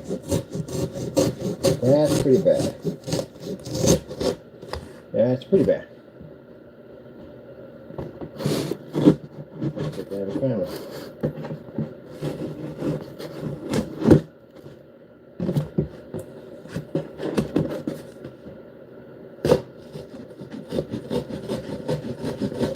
But I don't have a family. Just a taco.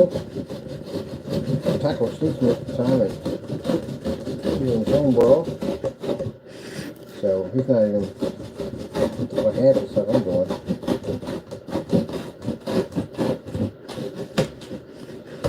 Sorry about Taco not having you over there because you are a box inspector. I keep forgetting to professional box inspection. I need to go over and inspect the wall to make sure. Go check it out later on so you can see through it. Make sure it's up to his standard. Up to his standard. Well, I do want something there to hold together.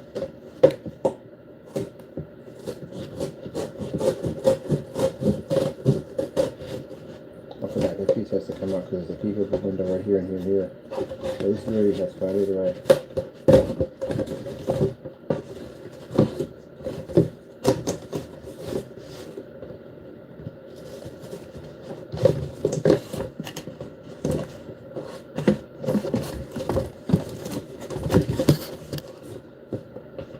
You can't see this here. What are we doing to the knife on the far end? Can you go into this?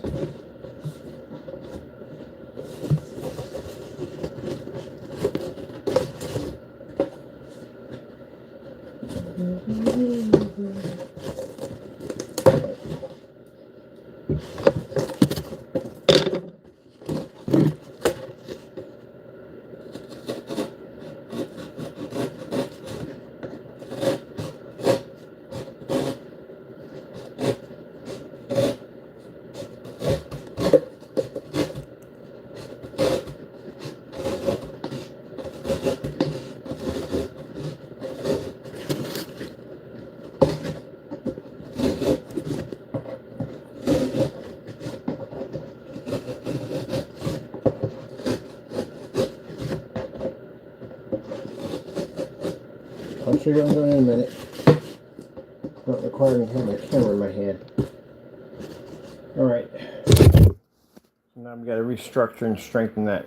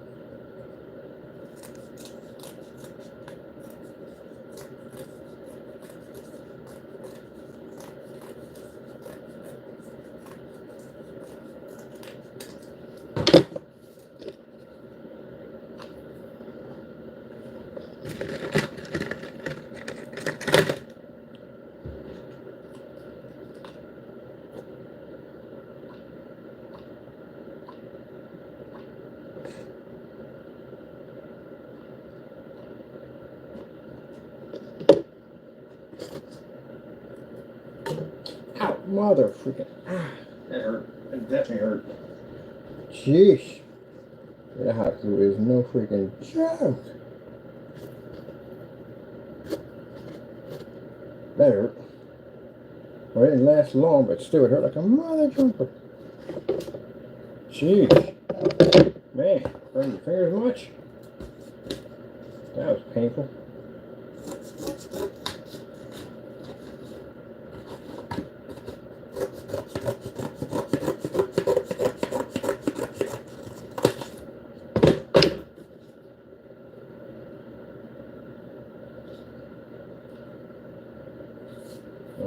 pain in the ass for a minute.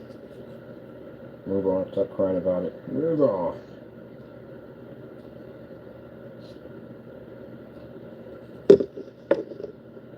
Next time, don't put your hands down there. I got burned.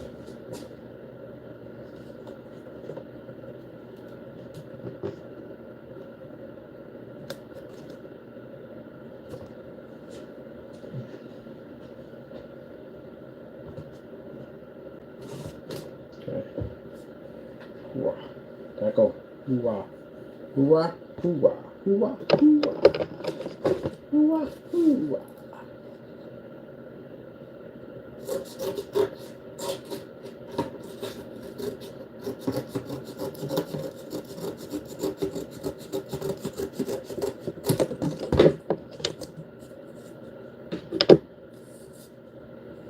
You have to learn to relax. And relax.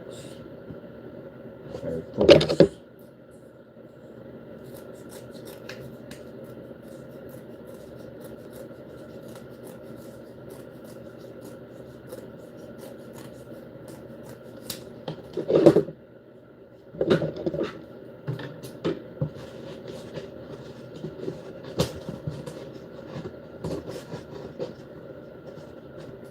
So, let's have the glue down here. Shoot, that hurt like a mother driver.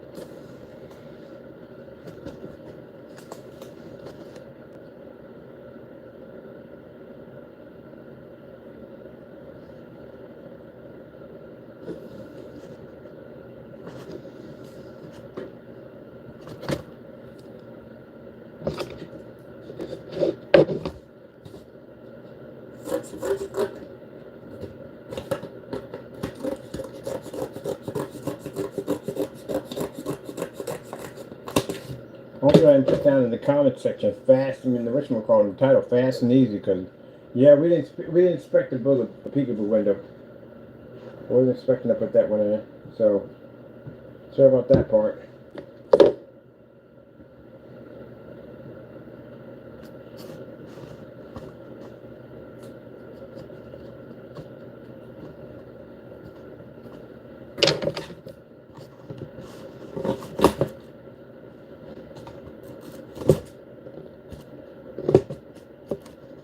I wasn't expecting to put that in there. Peekaboo window.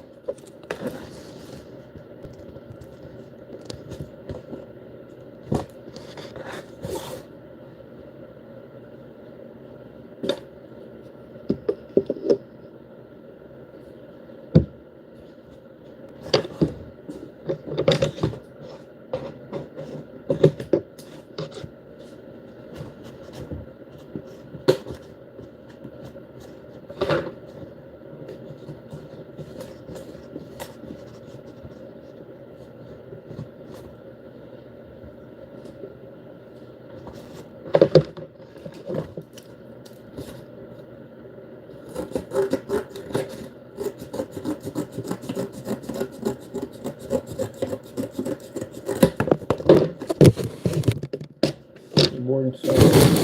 Sheesh.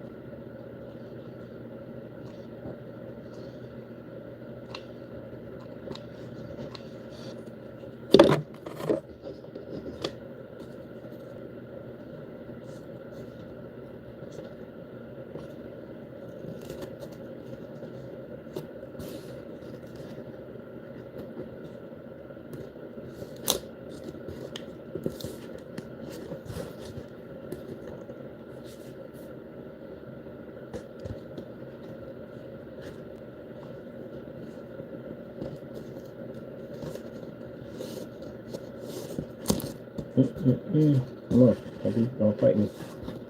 Take the hit. Take the hit.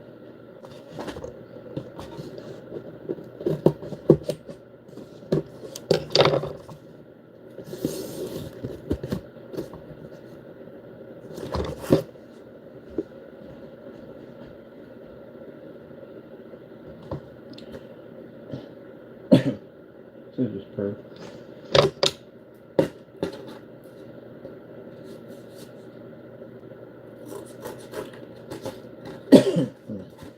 Sorry about the video.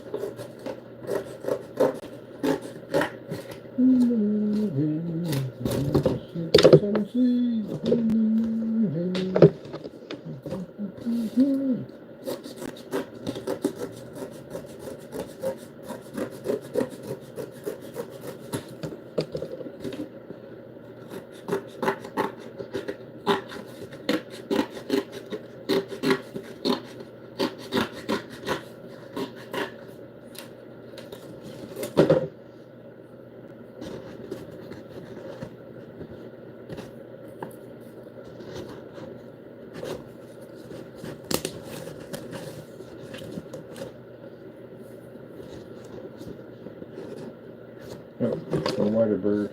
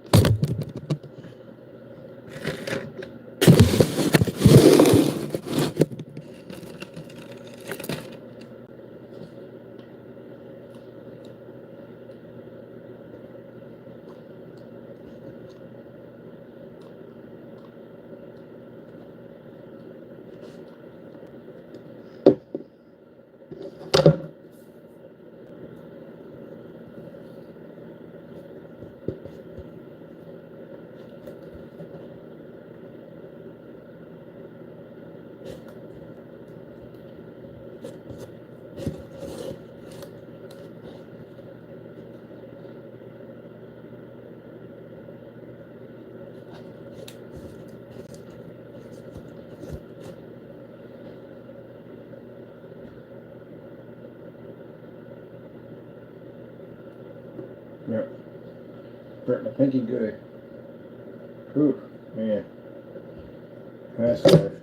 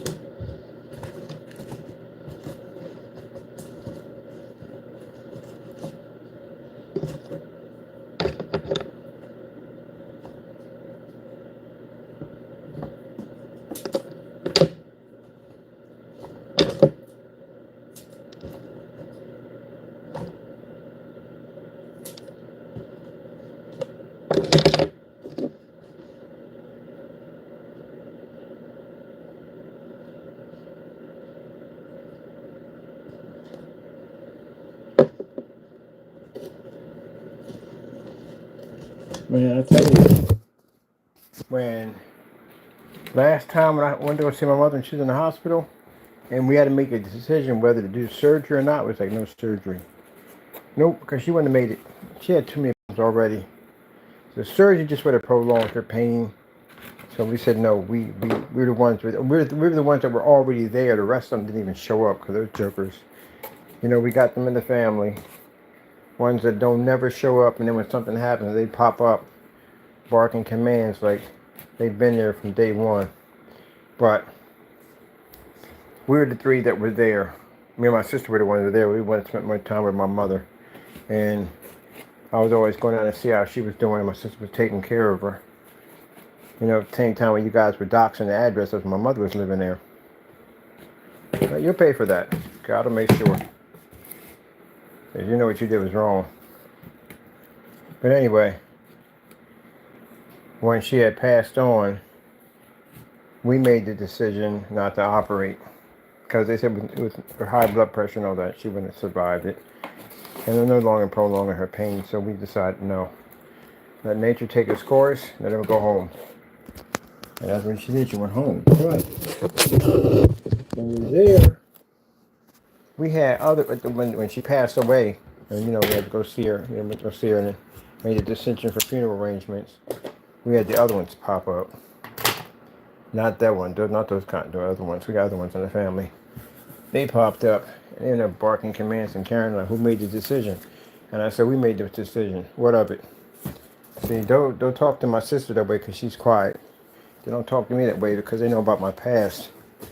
And they still judge me on my past because you got family like that in the day. They'll judge you on your past life and what you used to be, but you're not that person anymore. But they know to guard their tongue because they know my past life. My past life, I was a different person.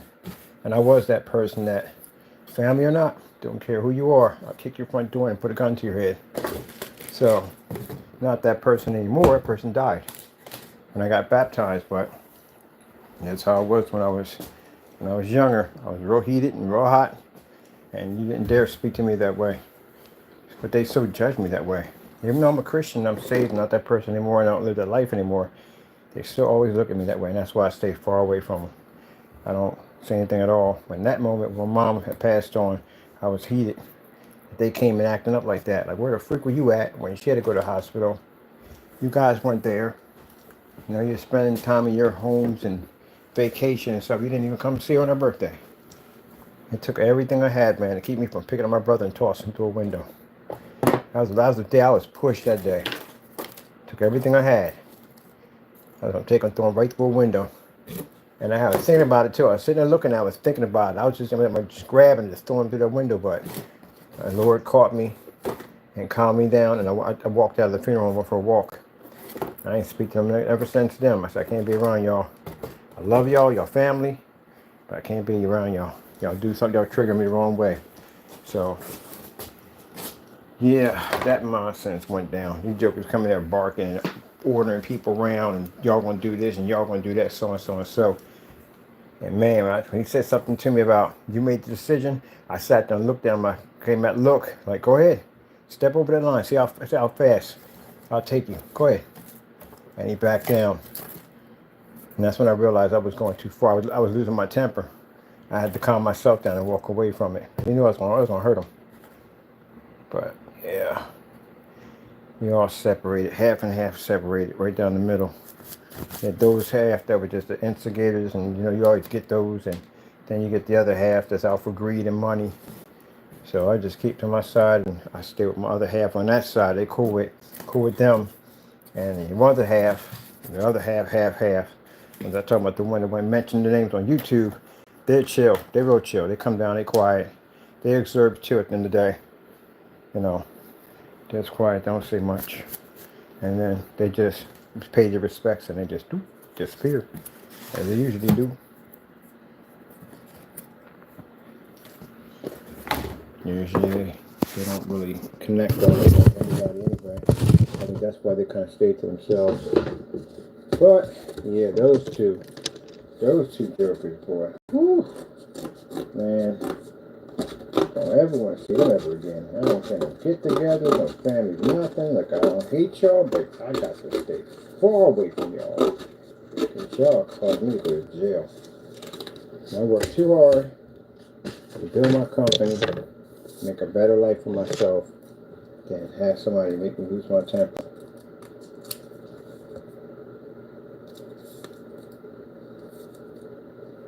There's something else. Boy, I forgot about them. I ain't talked to them like in 10 freaking years. That tells you how long I stayed away from them. We see you on YouTube from time to time. I thought I'd reach out, but please don't do that. Just stay where you're at. And it ain't money-wise. They make money. They make serious money. But they're jerks. They're definitely jerks. I'll keep my distance from them. I know myself at the end of the day. But yeah, I had a confrontation with one of them a long time ago. Put a 2x4 through his windshield. And I lost my temper. And he said something to me, disrespectful in the kitchen. I said, we got that problem today. I said, okay, no problem. I'll be back. I went right in the backyard, grab a 2x4, put that sucker right through the freaking windshield. Drive home now. And you won't do nothing at the end of this. This is my neighborhood, I mean. You're in my territory. You came in from Jersey. You're in the heart of North Philadelphia. These are all my people out here. Not having that problem today. Go home. Go home. That's the end of it. But, you know, not that person no more. That person died when I got in trouble and was out in the streets and carrying on and got saved, got my life together, became a brand new man. Not that person anymore, so, you know. And he's still trying to leave with me like that. Try to talk to me like, oh, I see you got your life together, so and so and so. Yeah, I did got my life together. So you're not that violent individual you used to be back in the day, because you know, I kind of look like you still now, the way you dressed. See, that's what I'm talking about. That's the kind of stuff they do. I was like, man, I'm telling you, look, you'll end up in the hospital, man. I'll put you in the hospital. Like, really serious, put you in the hospital. Tubes, equipment, all that stuff, man. I lose my temper on you. You're going to end up in the hospital. And my mom wouldn't want that. That's the reason why we all kept together, because my mom wouldn't want that kind of, we just looked at and said, look, man, I'm going to go about my business. That's what I'm going to do. I suggest you do the same. Nice seeing you. Goodbye. That was the end of that. And Mary said, hey, let's get together. This is Christmas. No, that's not going to happen. That's definitely not going to happen. We had to tell them right through the door. Not going to happen. Y'all not invited to Jack. It's basically two of them. Everybody else cool. They on their chill. Them two, they jerks. No, y'all stay within y'all side. Y'all stay away from us. So weird. Got my freaking nerves. But everybody got them. Everybody's family got those particular ones. Everybody got them. You got them. Uncle Mike, Uncle Charge, Aunt, whatever this, Aunt that. You got them in there. If you don't, you're lucky. You're extremely lucky. Because people will tell you some jacked up Thanksgiving stories about families getting together.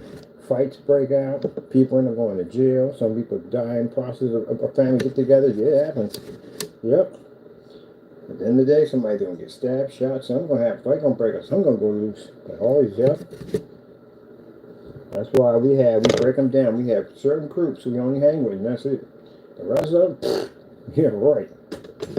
And we're going to hot air balloon. There's a 100% chance that you might be going out that balloon. Because, yeah, I can't deal with them. But everybody got them. Everybody got them in their family. I always know the wrong thing to say at the worst time. Yeah.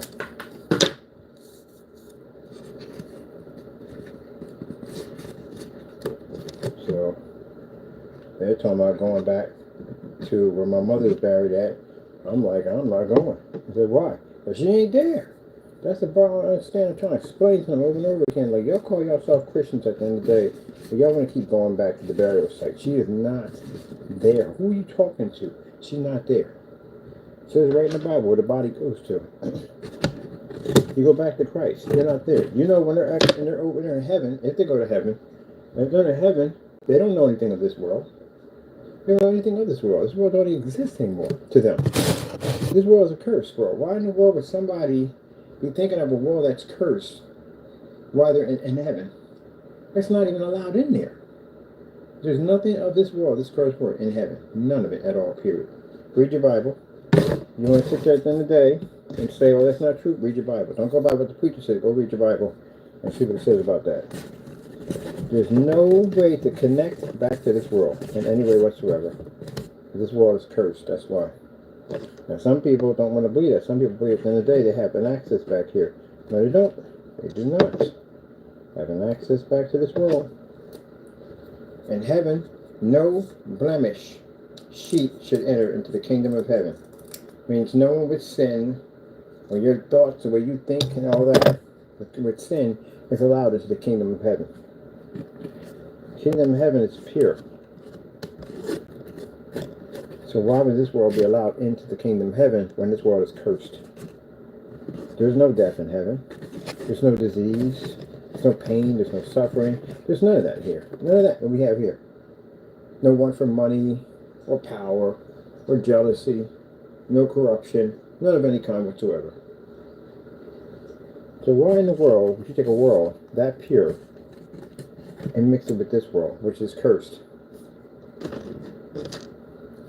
And it's just like they said, it's like taking a a fine bottle of wine and basically putting it in a dirty bottle. That's why you get baptized, because they put the spirit, see, in a clean bottle in your body, but still, that body's still cursed. So, no point in taking fine wine and sticking it in a dirty bottle. Why would you do that? Alright then. So if you want to you'll clean out that bottle first so it's clean before you put that wine in. That's what baptism is. But still, even though the bottle is clean, the bottle is still cursed. Because it can't enter into the kingdom of heaven. Not until it leaves the bottle.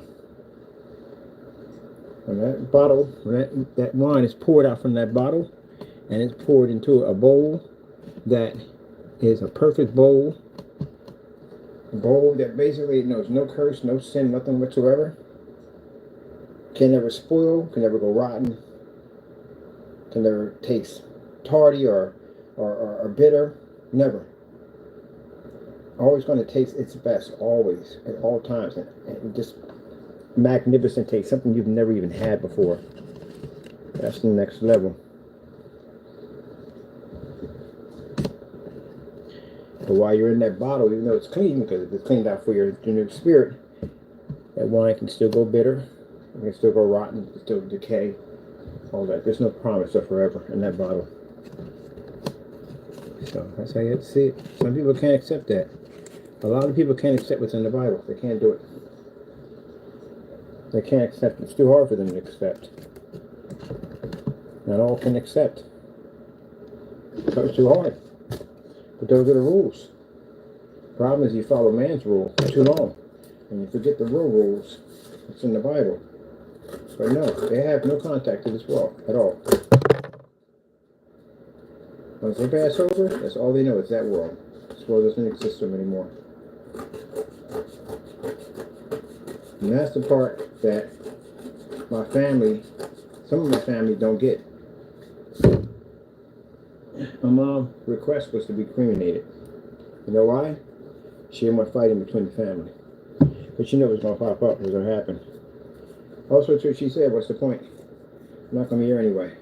If I spend money on something that I'm not going to be here. It's just a vessel at the end of the day. It's going to go right back to the earth. That's where it's going to go, and I'm going to go to heaven. That's what's going to happen. So don't even spend the money. Get me cremated, and that's it. That's all I wanted. And they broke that rule. They went against her wishes, and that caused the rift in the family because they went against her rules of what she wanted. And I said, go ahead, let them have it. Let them fight, let them have it. Don't be petty. Let them have it. We're going to do our thing. We're going to go and have a celebration for our mother of going to heaven. Got a birthday cake and everything. I had a celebration for my mom. That's what she wanted. She wanted for everybody to come together and have a celebration on her returning back to God. And they did that mess and carried on and acted up. And they still go back to that grave and don't understand that she's not there no more.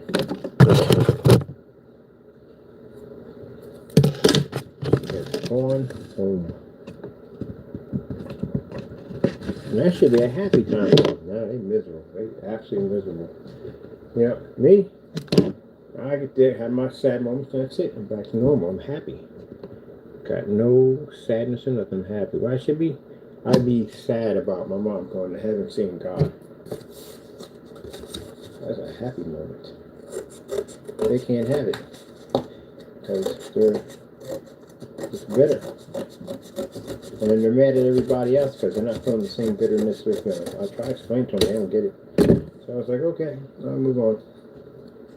No point in having this conversation. You're not going to make me depressed.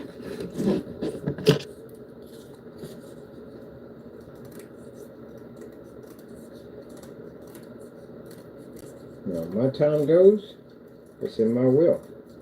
Cremation. That's it. Now, it's interesting how people are going to do what they want to do no matter what you tell them. They just bent on it. They're going to do what they want to do. I'm sitting there having this conversation with my older brother before I had to walk away from him. Was that he was talking about the reason why we can't cremate her or cremation because she will not, she won't go to heaven. And I'm looking at him like, are you we on the same page here? You know, she's not in a holding place until they figure out whether God's going to check and go, oh yeah, all right. See, here's the thing: they cremated you, so you can't go into heaven. It doesn't work that way. If you are already have walked the path of God and you have been saved, then the minute your last breath, at least your body, you go home. There's no waiting period. You go home, and that body stays behind and it goes back to the earth from which it came. And I'm trying to explain to him, like, Michael, it don't make a difference if you cremate the body or not. She's already home. You can't stop what just happened. God's promise is God's promise. That's it. Nothing's going to stop that. She's home already. But you want to sit here and just argue with me about, oh, if we do this, then you know what's going to happen. It's going to fall a curse on us. It says nothing in the Bible about that. First things first, before you start quoting things, how about we read the book first? Because he has not read the book. He's read, people skim through it. People will skim through the Bible and say they read it. No. Read the whole book.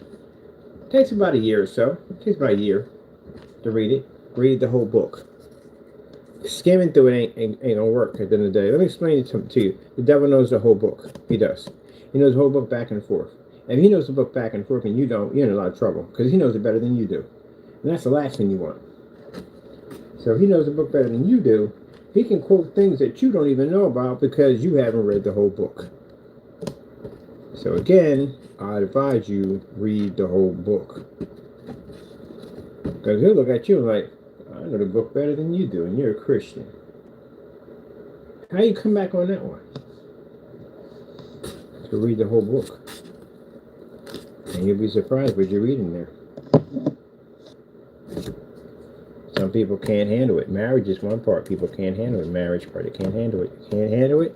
And they get married, but they can't handle that part where it says in the Bible. You got married in the church. What did you get married in church for? Because you wanted God's blessing, right? You wanted God to bless your marriage, right? That's why you got married in the church, right? Okay. But you don't want to follow the rules that God gives you in marriage. But yet, you want His blessing. How does that work?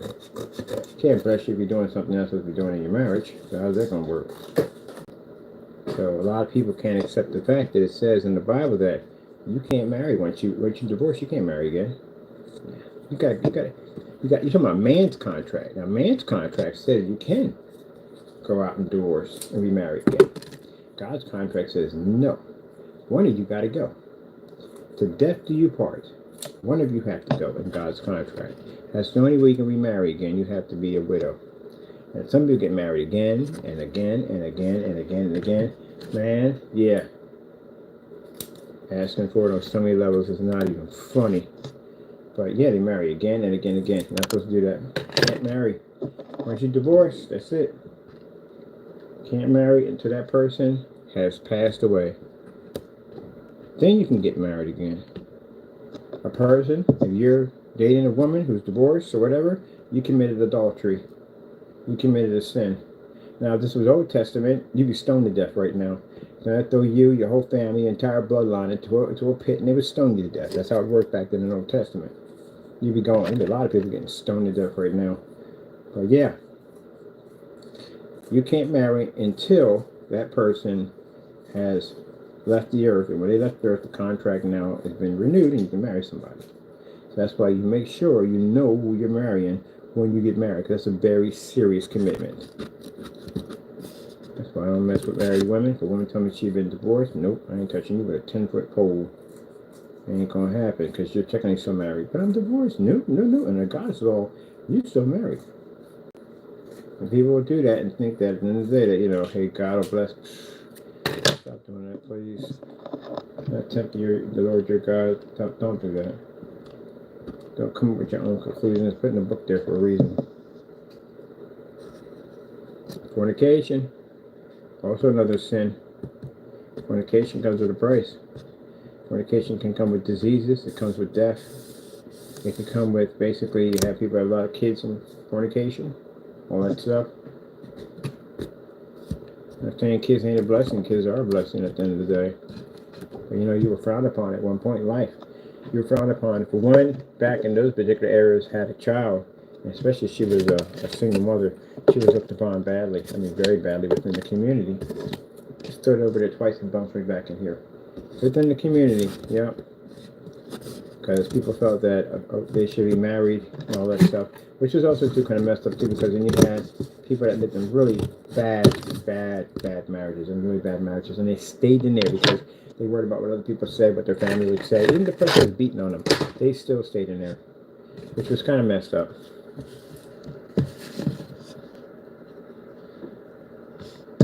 But all in all, you're supposed to find the one that is for you. Marry that person and stay married to that person. And that person basically commits adultery and all that stuff, then yeah, you can basically separate. For anything else, you better work it out. But cheating, yeah, that's in terms of grounds of divorce. You can do that. A person laid with another, they broke that contract, but it doesn't mean you can basically go lay with somebody else either, because again, you're in the same boat, so you won't be doing it either.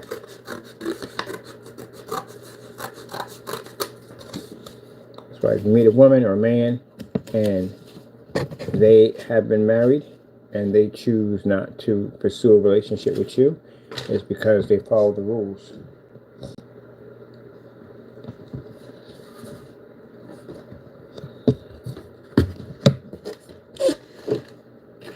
And some people end up doing the whole fornication thing and they end up having kids with people they don't even want to have kids with them today. Yep. People end up with diseases. AIDS murdered a lot of people. You know, if you basically wait until you get married to having your one night fast stands, you wouldn't get wiped out by so many diseases so quick, so fast.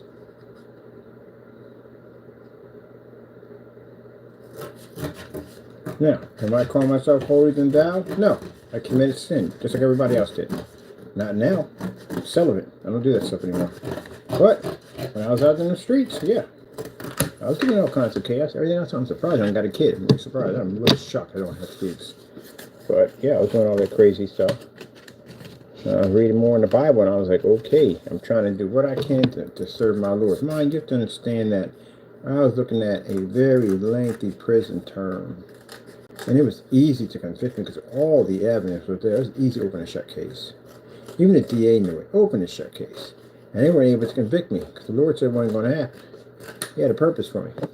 So, comes out on the cross, hangs himself on the cross, goes through all that pain and suffering for me. I deny him. I have basically torn his Christians at the end of the day. He still doesn't kill me. Satan wants me dead on every day. Satan wants me destroyed, and he doesn't allow this demon to take me at the end of the day. I go through this whole system where I almost lose my entire life, and he still loves me and takes care of me and still brings me out of all of that to bring me here now. So yes, I do whatever I can basically to serve him the best way I can.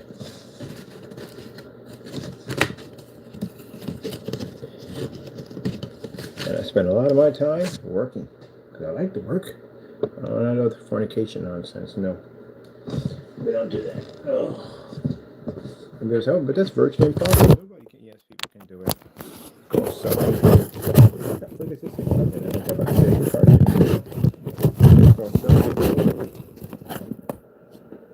First year, I was talking to a friend of mine. She's doing it. First year, I tell her it's going to be a nightmare for you. Second year, not so bad. When you get to the third year, and it gets to a point it starts to become your trophy. Like, you really have a lot of power. You have no idea how much power you have when you're celibate. A ton of power. You have no idea. You know, women are expecting for you to be a dog at the end of the day. Expecting for you to be sleep with anybody and do this and do that. And most of them are expecting you to sleep with them on the first date and all that stuff. And when you walk away and you don't give them that at the end of the day, it just makes them look at you like, whoa, geez, this one's different. There you go. And again, for me, because I'm so busy all the time, and I really don't have time for relationships. I already been through a relationship, and I prefer to be by myself. I have even more power because, again, I'm not really looking to hook up with this person. I go out with women for just to have a good time. We go out, we eat, we enjoy each other's company, joke, laugh, have some fun, and that's the end of it. That's it. Now, if you want to go out and do it again, I got no problem with that. I pay for everything. I got no problem with that. I was brought up that way. I was brought up that you take a woman out, you pay for everything. That's what you do. You know, and I don't do McDonald's. I don't do anything out of a clown's mouth. I like to go to nice restaurants. I like to eat. I like to enjoy my money at the end of the day. And one thing I like is I like company. So if company goes out with me, company eats like I eat. I don't get into all that whole where I'm not going to spend this because you got to put out nonsense. Because I ain't trying to look for no put out. I'm trying to look to just have somebody I can just chill with and have some fun with.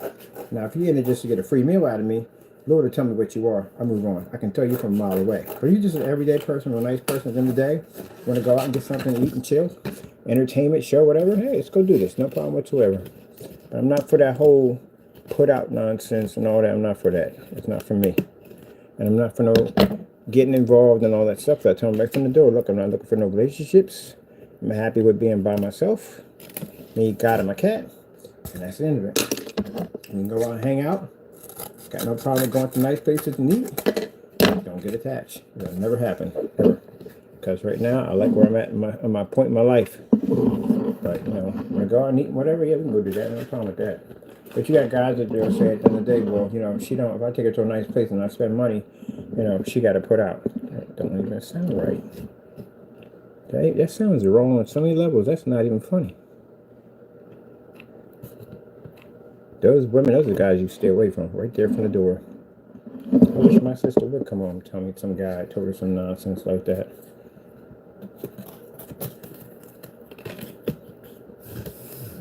Well, that fit nicely in her, didn't it? But anyway, yeah, that's wrong. Don't bother with that mess. Don't bother with guys like that.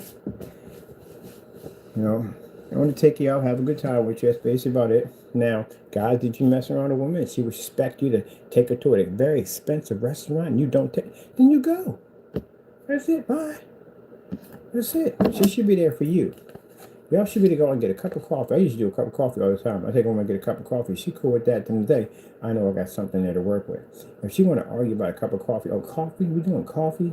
We can't go to no real nice restaurant with you. There you go. You already told me what you need. You saved me a world of headache. Thank you. Bye. There you go. I wouldn't even bother arguing with that. Drive her home. Be polite about it. Drive her home. Take her to the front door. Be a gentleman. And wish her good day and go back to business. That's it. That's all to it. Simple and plain. Shouldn't have saved you a world of headache. Same thing. I haven't heard much guys doing that mess, but yeah.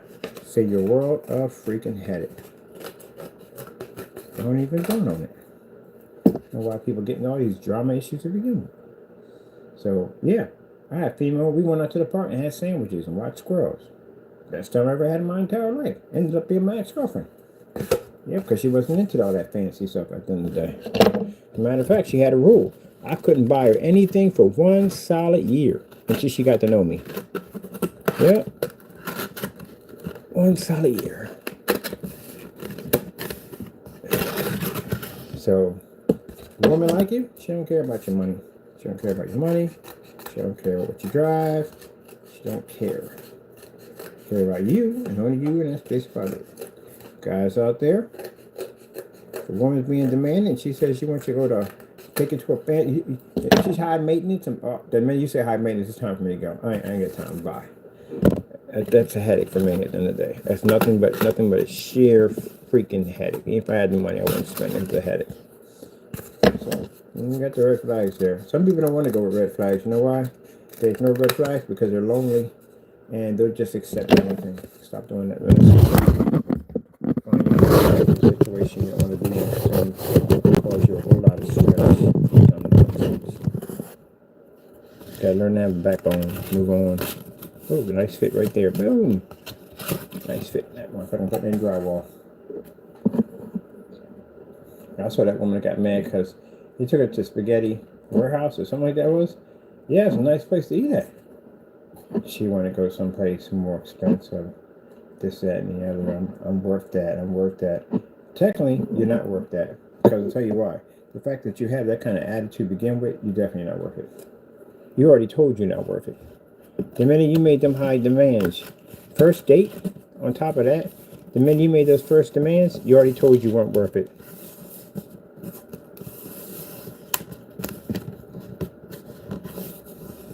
Some guys will test you. They'll sit there and say, hey, we're going to go to this restaurant here, one of McDonald's. And the woman go, okay, cool. We'll go to McDonald's. McDonald's good with me. They already know from the door. They say, hey, we're going to McDonald's. Well, I look like you going to McDonald's. I look like that type of person. There you go. You just told on yourself. Bye-bye. Save me a whole lot of problems. And I want to make it sound like it's all the women, because not all the women, too, because men do it, too. Some men, there was a guy who was basically going on dates with women, and he was picking these very expensive restaurant. He was eating, he was dipping, leaving them with the bill. They caught him. They finally caught him. Yep, he was dipping and leaving them with the bill, and dipping out the back door or window where he was going to, but he was leaving, and they was paying everything. He ordered everything and just dip out. That's kind of messed up.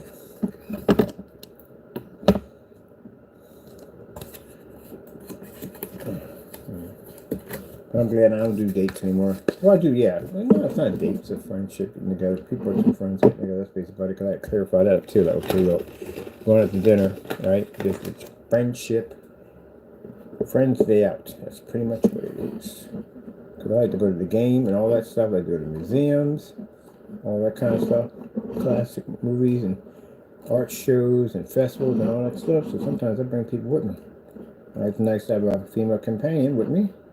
We go out and have fun. That's it. She want to bring her kids? Bring her kids. I don't care. Pay for them too. It'll make a difference to me. Guy got mad because woman bought it. Now she should have told him. She should have told him, like, look, it's okay if I bring my kids. She should have told him, you know. But I don't care at the end of the day. For me, quite frankly.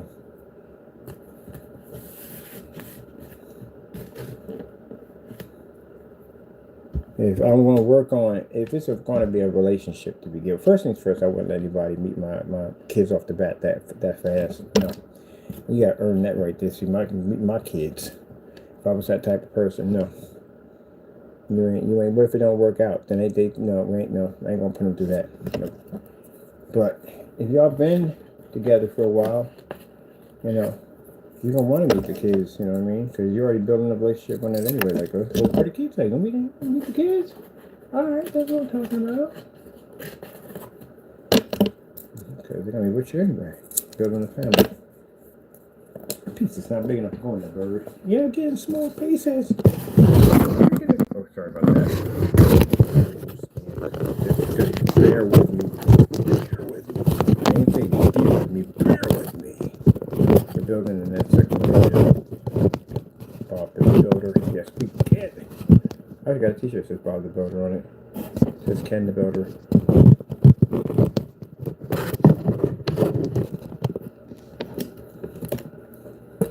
Now, again, I don't give much advice anyway, because again, who can give advice?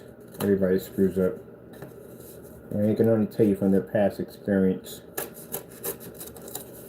So literally, some people, they all whip like the family pig.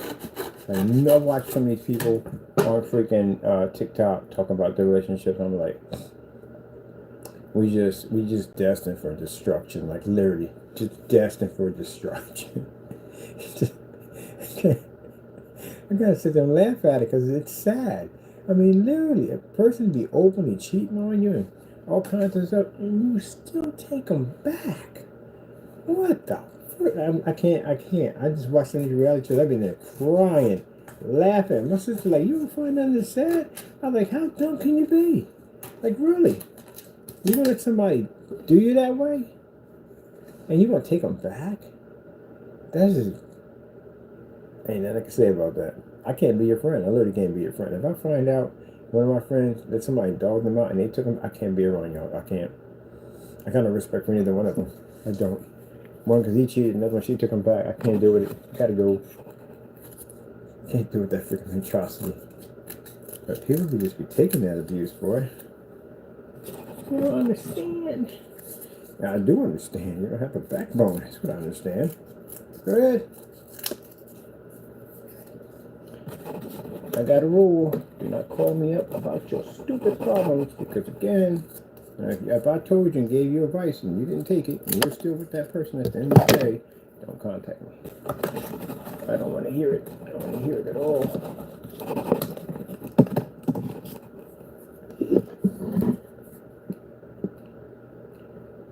And then the one where the guys and the girl tell you to turn your game system off.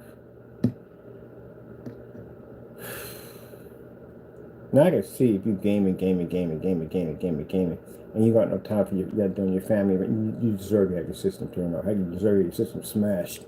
If you're not spending no time with your kids and your family at the end of the day, yeah. But if you work hard, you take care of your kids and your family, and you get no free time, you want to play the game system, why can't you? And they got the ones that'll tell you that you gotta cuddle time, you gotta go to their little, oh, good gracious, heck no, I'm getting stomachache just thinking about this. You gotta meet, I hate this one thing I hate the most. It's basically meeting their friends. But this time around, I actually made out good, because I'm best friends with all her friends, so that's cool. But man, usually, no. I usually end up just liking the friends altogether. What does this jerk want? Oh, hey, you want to go? No. No.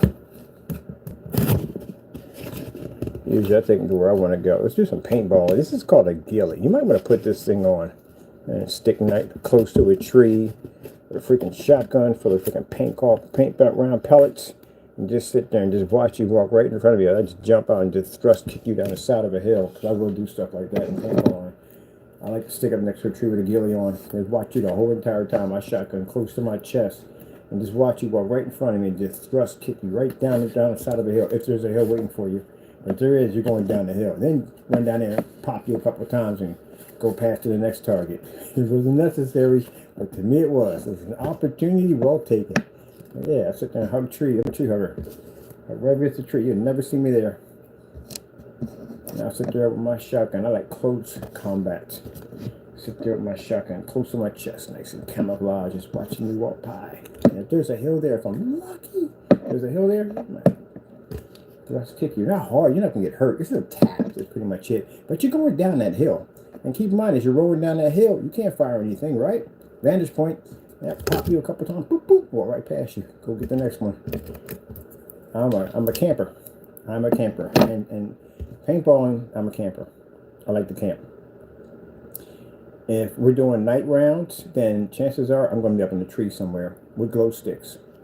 So I'll shake these things, pop them and shake them and throw them out and watch somebody pick one up and doop, doop, doop, you're going that fast. Then I move to another location, because someone's going to come back and say, hey, that's where that came from. Keep changing my location. But glow sticks all day long. I'm dropping things out there and somebody go, what's that? And they pick it up, gave it your location. Okay, doop, doop, doop. All day. Just be camping, throwing out glow sticks. So if you ever see me out there and like, hey, Mr. Bird, what's going on? Hey, you got a bag full of glow sticks. What's this for? You'll find out. Give up your location. Some people are smart. They don't pick them up because they know there's somebody waiting for them to pick it up. But then you watch somebody pick it up and go, doop, doop, doop.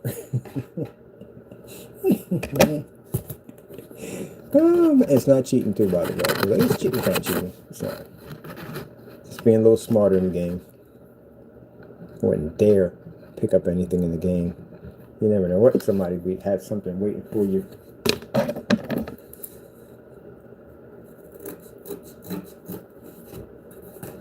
So I'm doing airsoft this year. I haven't done airsoft yet. And a buddy of mine invited me to do airsoft, so I'm definitely going to try it out. Man, can we do airsoft this year? Ah, shoot. Definitely going to do airsoft. I've been trying to do airsoft. I've done paintball a lot, but I've not done airsoft yet.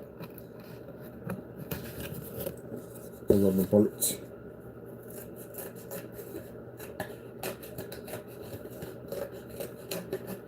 I'm doing airsoft. Yes, it would be shotguns. Definitely would be. Because again, yeah, like I said, I like them tight corners. I love tight corners. I always use my corners for my vantage point. And I'll hide and nest just about anywhere. Got a nice little pack to my back that carries my ghillie suit, and zip that sucker. Whether it be the blanket, cover myself and roll right over in the bushes and just wait for you.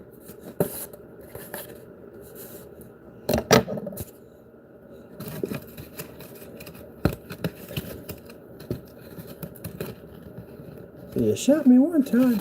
Did you have to shoot me the other 16 times? I don't like you.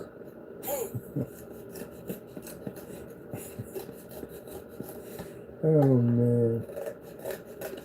Yeah, I don't be running around out there. Nope. Cover up and nest. Just wait. And the other people camping too, they're doing the same thing I'm doing. And I get popped sometimes. I get popped a couple times out there. Somebody was watching me, just saw me. Carry, get undercover and someone popped me. I was like, oh, that's dirty. That's dirty. Let me give me a chance to set up camp and cop me. Okay. I'll get you. Try to figure out. And he'll change location because you know I'll come back and figure out where he's at. Some pretty good. Really good.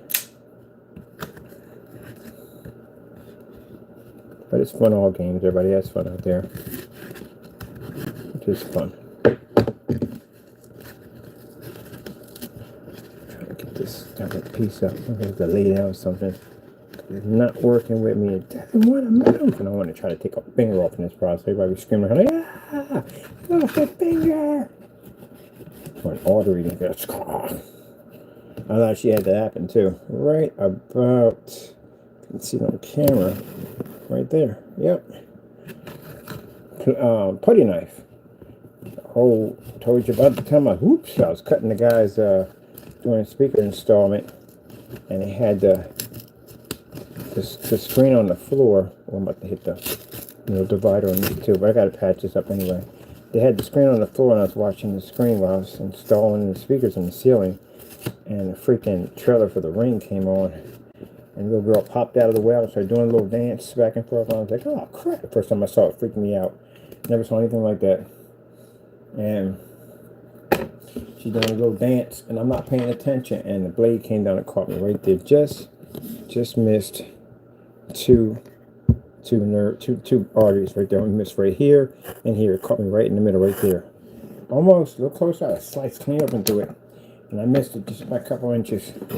So, I'm sitting there, I fall off the ladder, there's blood shooting all over the place, and little girl's popping out of the well, and my buddy comes in, and he's screaming because the girl's dancing, and I got freaking blood shooting all over the place, and yeah, it was a crazy day, man.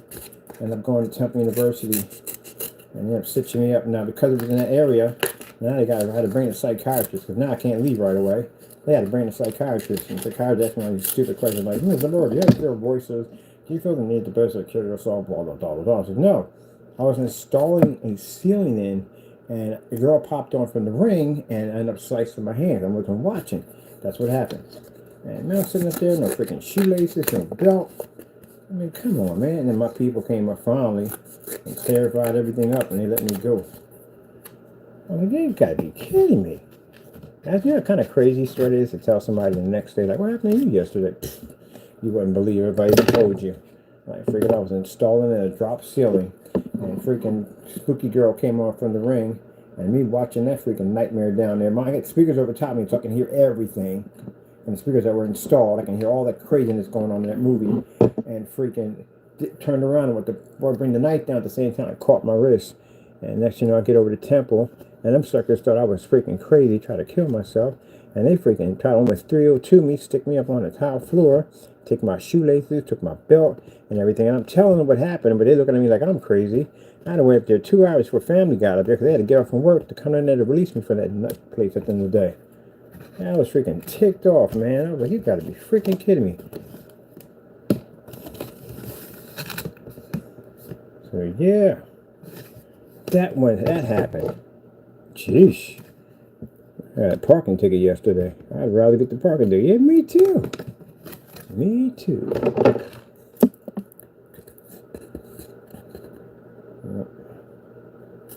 I used to hate that. The commercials, they come on for the trailers for horror movies. But you be tucked in your bed and freaking have your remote. You don't even know where your remote control is. It's just somewhere, but you don't even know. It's tucked behind your blanket or something. Somewhere you can't get to it. And one of them things will pop on. And you're like, oh no. And you can't get to the remote control. And you see the girl popping out of the door. All you can do is close your eyes as tight as you possibly can. That's pretty much it. Just go with it. Hopefully you don't open up at the wrong time and catch an eye full of, oh my goodness, I can't sleep forever. My sister watched that. She saw that. She don't watch them now because she's a Christian, but back in the day, she was a horror junkie, and she watched The freaking Ring. I was like, how the freak did you watch that? And she watched The Grudge, too. All of them. The Ring 1 and The Ring 2, and she watched The Grudge 1 and 2. I was like, how in the world do you watch something like that? I got a few friends of mine that are horror fans that can watch those movies like that. No, I can't do it. I can't watch that crap. I watched the old school stuff back in the day when you had freaking Amityville horror and all that stuff. Yeah, the old school stuff. You know what I mean? The Omen, The Exorcist. I guess they were jacked up. They were jacked up too.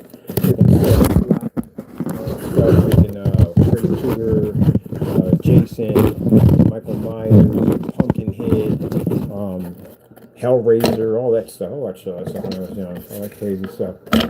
Yeah, Children of the Corn. A whole bunch of them on top of that. Watch all them crazy ones. I really think I was like, okay, yeah, we kind of even Steven on that. I was really watching pretty Rosemary's Baby. I was another jacked up one too at the end of the day. I was probably even slept half the time watching that stuff. I think that's what horror movies were at their worst. 60s and 70s were at their worst. 80s somewhat, but not as bad as the 60s and 70s. That's some real jacked up stuff, man. You had to watch. I remember on school they had that Creature double feature. We watched a lot of horror movies came out. Creature double feature. It's back in the day. That's way back in the day. Creature double feature. Kung Fu Theater. Came right to that too. 5 Deadly Venoms. Back in the day.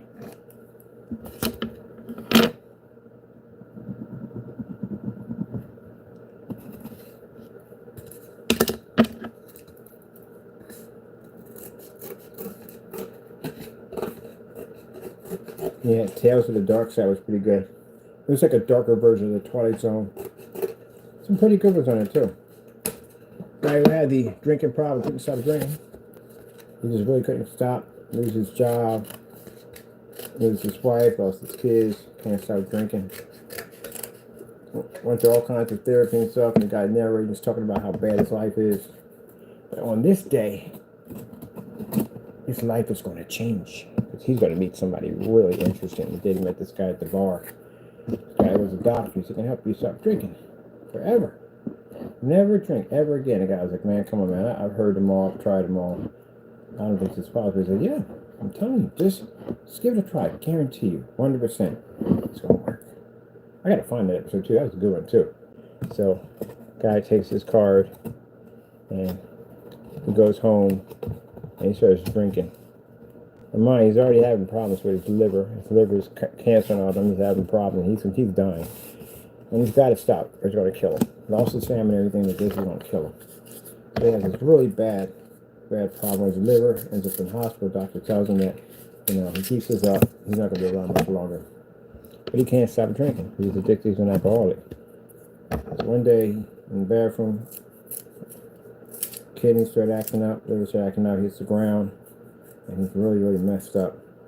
And he pulls up this card with the doctor's name on it. And contacts him. He says, "Well, come on by. I'm home right now." The guy comes over. And when he comes over, he tells me, he said, "I have a drink for you. But I guarantee you that when you drink this, it'll be the very last drink you will ever take in your entire life." The guy was like, "Really?" He said, "Just one drink? Alcohol?" That's it. He said, "Just one drink. That's it. I guarantee you." The guy sweeps back the drink, goes home, and next thing you know, he starts having these really weird pains in his chest, his back, his heart, even his brain. He starts having these weird, crazy, this pain is horrible, horrible, gut-wrenching pain. And now he's thinking the guy poisoned him. That's what he thinks he's going to die. But it's worse than poison. So the guy's screaming and yelling, and he just feels like something's eating his insides out. And he's screaming and screaming and screaming.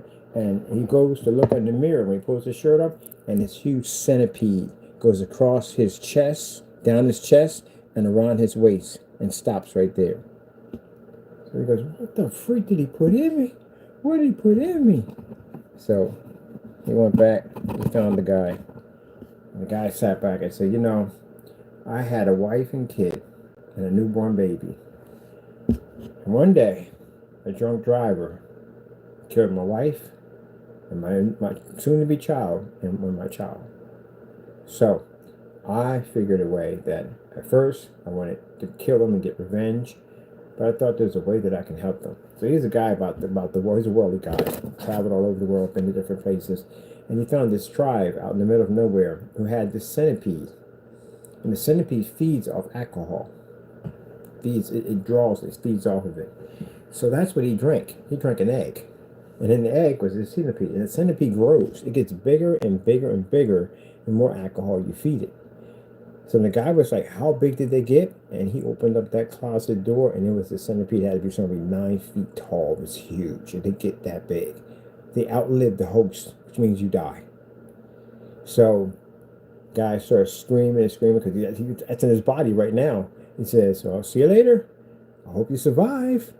And laughs, and the guy runs from his house and gets in the car and tries and goes to the police, and the police don't believe him. No one believes him. No one believes there's a 9-foot centipede inside your body. No one's going to believe that crap. And you drink, you may have drunk it. You go home, wash it off, sleep it off. So that night, that craving went in for that alcohol, and that centipede raged and wanted that drink, and that man screamed all night. And then the next day, he got up and he was calm. He was not drinking, was throwing his alcohol, booze out in the trash, and shaved and got himself all cleaned up and started his new life. So guy figured a way how to cure him from drinking, but if they didn't, they would die. And they had that centipede in his body. I thought that was the coolest one I've ever seen. Yep.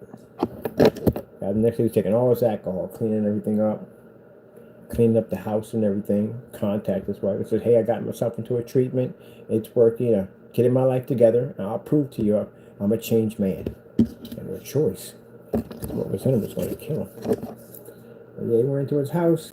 So he opened up that closet. It was a 9-foot centipede in a jar. He said, "That's how big they get." Eventually, they outlived the host, which means don't kill him. I said, "That's in me. That's in me. You put that in me." He said, "Hey, you wanted a cure, didn't you? You wanted to not drink anymore, didn't you? I gave you exactly what you wanted. So now you got a choice. Either you keep drinking and it kills you, or the bottom line is just stop. That's how it's only 2 choices you got." And the guy got mad. He was running off. The guy was laughing at him like, yeah. Murdered his family. He blamed all of them. He blamed all those people on alcohol. Blamed them all. So I thought it was pretty cool. The guy basically had no choice but to get it cleaned up. And he did. He got cleaned up. He had to go through that process period. That centipede trying to kill him, craving him drinks, and he couldn't drink because what was in his stomach. Ew, man. Every time he wanted to go near the bottle of alcohol, you see it moving around his flesh, like in his stomach and everything.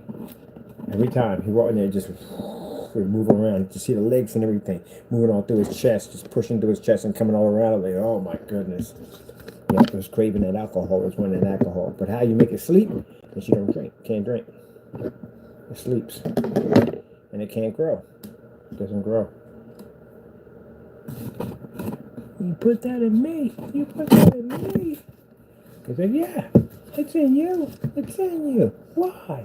Why'd you do this?" He explained about what happened. You took my family from me. I didn't take your family. Yes, you did. All of you who drink. You go out in the street and you have no control and you kill people. So I fixed it. And every time that guy late at night goes to those bars and gets out that card. One at a time. One person at a time. Yep. You need to drink.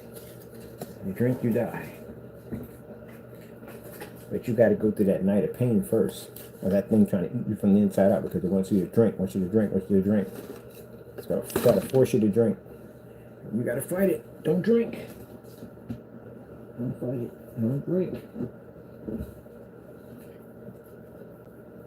I gotta find that movie. It tells the dark side. I gotta find that one. That was a pretty good one. That was a really good one. Oh, that in the box. The box, it won't be anybody you know. That was another one too. That was another good one I've seen on there. The devil circulating a box and getting people to kill people for money so he can take their soul. He was just passing around the same box. Every day was passed around the same box. Not the same people, but different people, the same box. And if you push the button, you already committed the sin of killing somebody, so that means he could come and take you. Don't worry.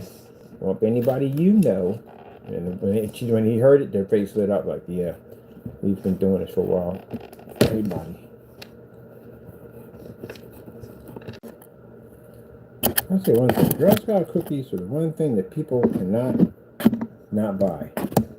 You don't buy Girl. I mean, I don't know who doesn't. I buy Girl Scout cookies. Nothing with Thin Mints. That's my shop right there.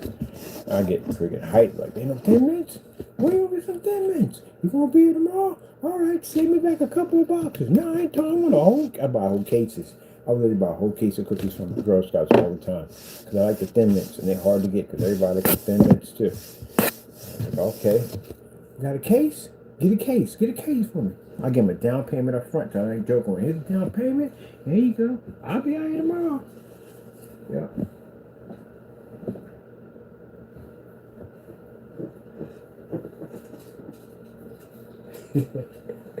Like the girl, oh man, on TikTok, she was just like she was too gangster.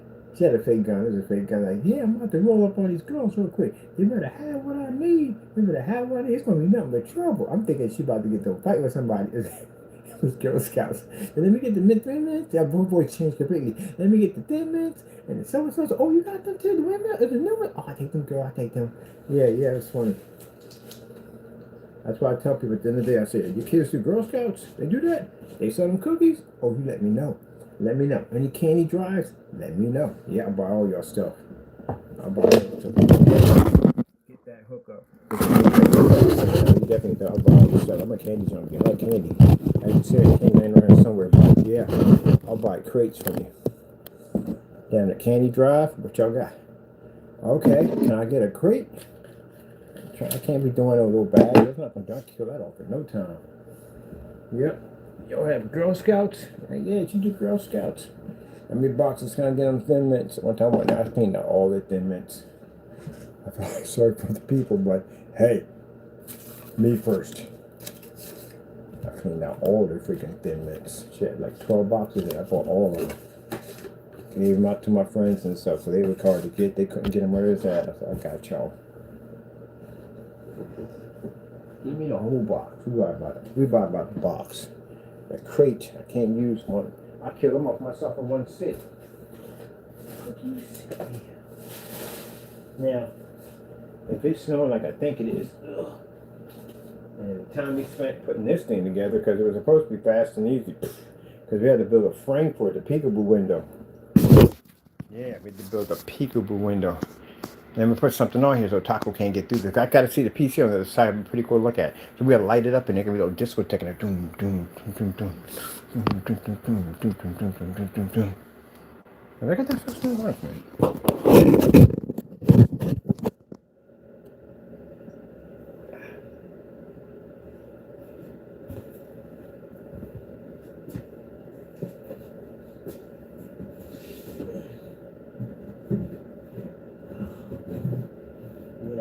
About this show. Let me see.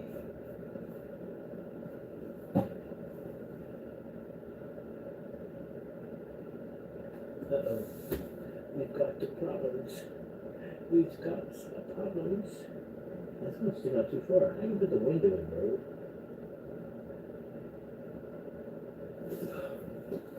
Things I do sometimes I worry about myself. So you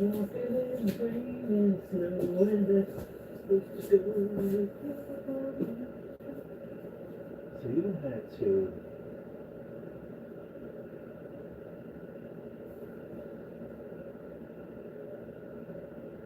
you don't have to. Alright, that's the whole purpose of building this stuff, to figure out stuff and then anyway, so let's see.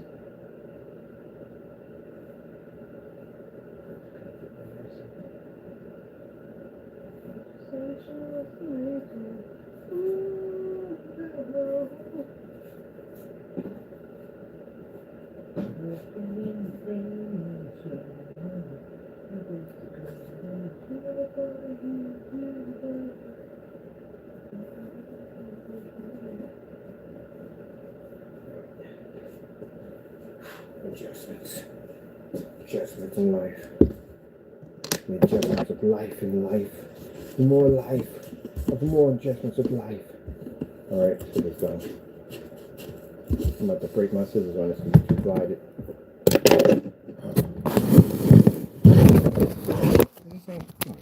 Oh, it's the batteries that did.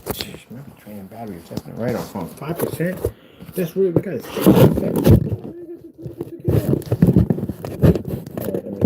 So we gotta cut the bottom because it's gotta fit in there, and this is in the way, so it's not gonna fit that way. Oh, please do not hook anything else. My boots hook everything.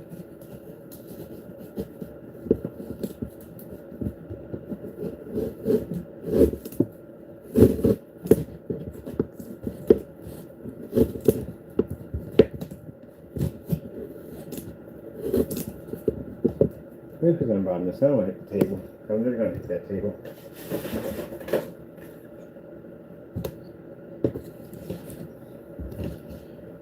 I'll show you where we're going at.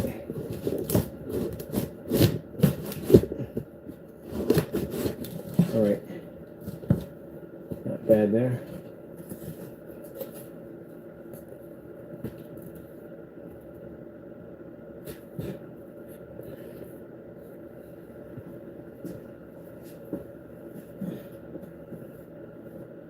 Bird, you're not in the wrong section right here. Like, you're not supposed to be there. Oh, you're supposed to be here. No, if you're here, then you're there. Yeah, I'm in the right section. I'm definitely in the right section. This is where I'm at right here. You're on the opposite side of that. So you have to trim from here to here. Alright, okay. I get what you're going at. I get where you're going at. I was definitely, I was in the wrong section. Get over here. That's definitely the right section already. Okay, cool. Alright. So we gotta clip this. And we gotta clip from this to, let's see, from this to here. Here to here. This is the second one that has to be clipped here. Okay, people. Well, back it up here. We don't got any room in this. It's like complete chaos right now. It's chaos. We'll forget this. Look at this. There we go. That's better. Come on. Like right. There we go. Yeah. So basically, it's not going to fit because this is in the way. So we have to cut this, flatten it out so we can slide it underneath the case. That's how it has to be done for the peekaboo window. So this has to be cut from here to here. But I'm trying to make sure we got this right. I don't cut it too long and mess it up.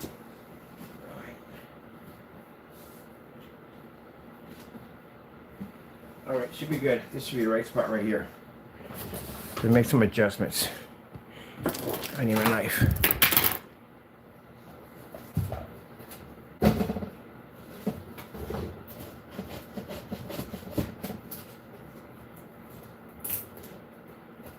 Let me scissors.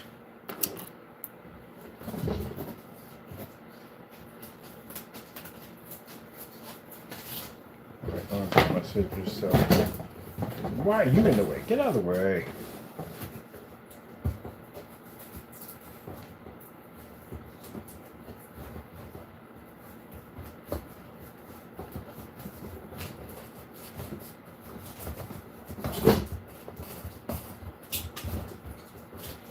Max wants to give me a hard time. Way to go.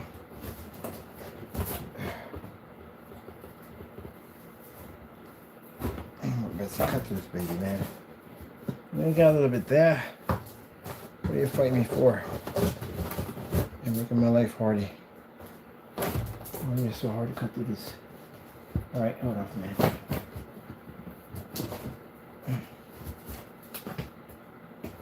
Oh, that's why. Alright. That's why. I can see why, yeah, because this definitely applies here. There we go. Let's go this way around this time.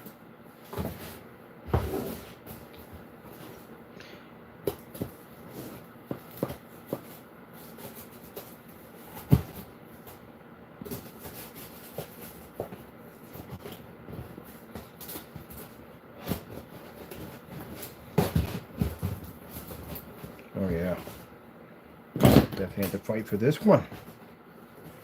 Fast and easy. All right, now this will work better, much better on the way we're going. Trust me. So now this will fit underneath the PC case, because that's the problem. This was in the way. This ridge was in the way. That was causing me a problem. There we go. That's better. Now we put a piece on the bottom here, and that will fit in of it nicely. We keep the whole system here intact.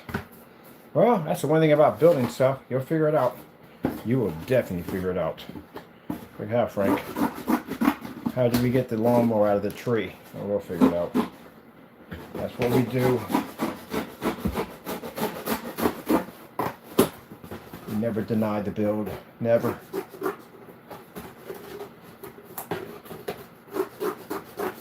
The next time I got to do this, it's a no. Bam. Right, so we could have hit it from here. Could we hit it from here to here? We can hit it from here to here. All right, that's perfect. Right there to there. That's fantastic. Make our bridge from there to there. All right. More hot glue. We still got to build flowers today, people. Flowers. We're making flowers today. Yes, flowers. Yes. For guys, in the day, this may not be for you. To build beautiful flowers. I like flowers? I love flowers. I love flowers. Actually, when I get in the gardening. Are we unplugged?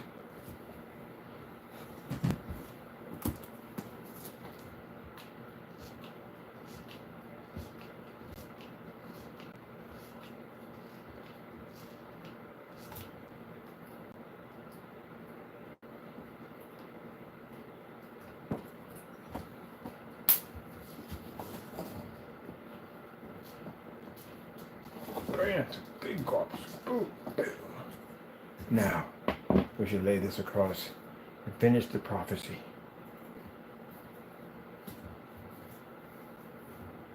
And let the bridge become one with itself.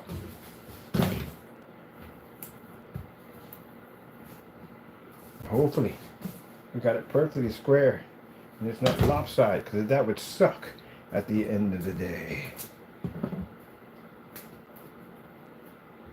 Should put the end of the day stickers in there. At the end of the day, ye is worthy. I'm worthy, you are worthy at the end of the day.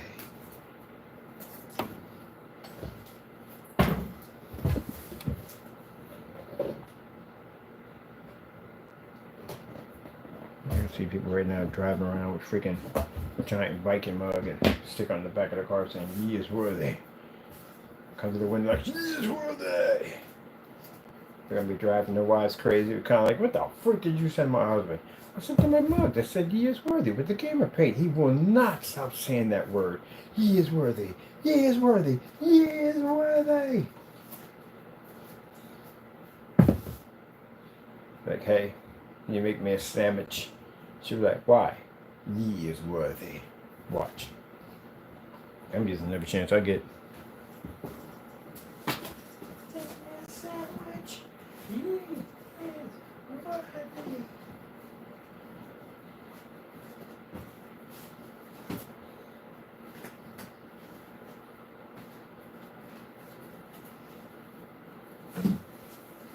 Okay. We're good here, but we got to cut away a little bit at this over here.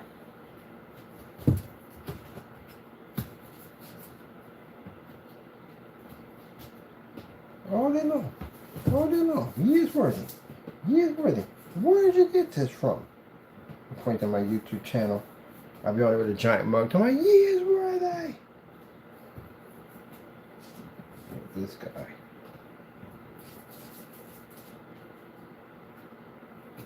They have the screen paint. They do. Is the screen not worthy? It is. Then ye is worthy. Do not have the mug. You're gonna have to have the Viking mug.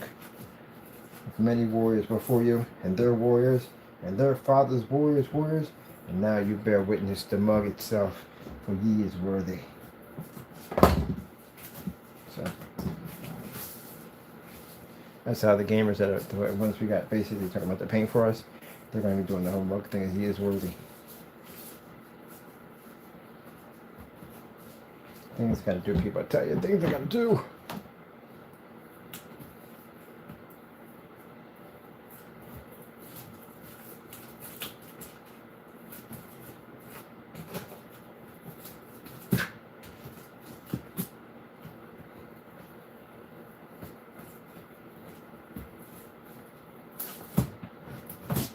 Oh, that's why. I was wondering what this was. That's part of the whatchamacallit. I just cut into that sucker and just put it back in, because man, that is freaking headache. Try to get around this part.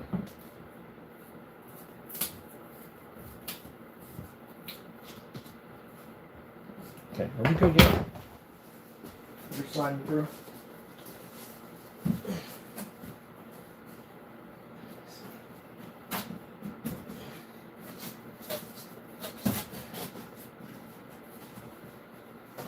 Let's do this.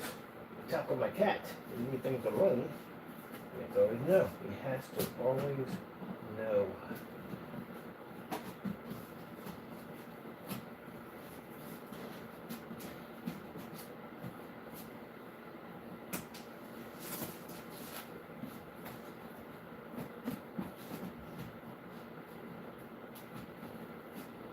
Right there. We still have that one piece in there. It fits here nicely, but we still have that one area there that has to go in. And you're gonna have to put the whatchamacallit system, the pipe for the duct system on the opposite side, because that's not gonna work there.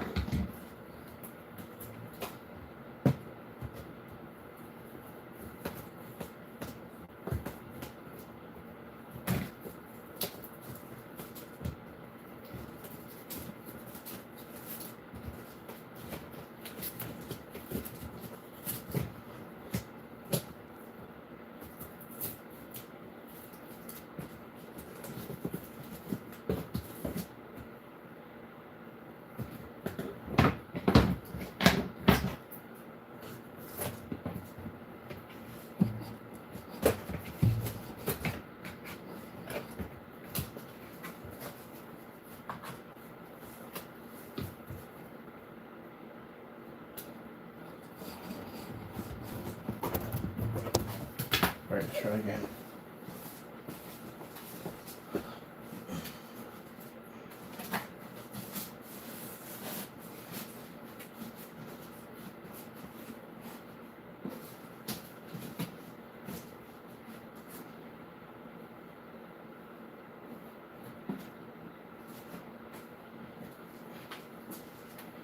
Whew, man. Let me call you sweetheart. I'm in love with you. Right there. So we just got to put a little L area right there, and that's it. But it fits in nicely. Now that for the port system, not going to work because they got to put a window across there. So definitely going to seal that back up. But we're going to put one on this side. That would definitely work. All right then. We got a window, the little piece in there. We got the. Probably my power's gonna blow on this one. Oh man, things I gotta do, I swear. We barely made it. Right there for the fan. The fan will fit there just right. Should have moved it a little farther over, but we didn't know this was gonna take too much room, which I should have thought of that from the beginning, but I didn't think about it at all, period. But still, we're still good. Because it has enough room right there to put that fan in. No problem whatsoever. It's going to take much room up to put the fan in. So that's good. And then we have this right here. We're going to have to move this over here on this side. So we're going to have this, and we have to cover this up. That's not a problem to do. And then right here, this is the part right here that irks me the most. Right here. See, it's fitting in there. There's one little piece in there that has to be trimmed down just a little bit so it fits in there snug as a bug. And then we'll put a little piece across there so that way you won't see this. It'll match up nicely with this one we have here. Whew. Things I gotta do sometimes, I tell you. Because Taco's the inspector. He's an inspector, people. It comes with the territory. It's what he does. It's what he does. Now we can get a little frame here. We can put our peekaboo window in here. Definitely. Wait, put the peekaboo window in there. Peekaboo window is going to be put in magnetically. So, you know, we're going to put in magnetic strips in here so we can disconnect it out, because if we glue it in, it's going to be hard to get that out. And that's going to be a problem, people. That's going to be a problem. So let's get that done so that way we'll have that completed and finished. We don't have to go through this freaking nonsense. Just give me a minute. I'm going to put this in a minute.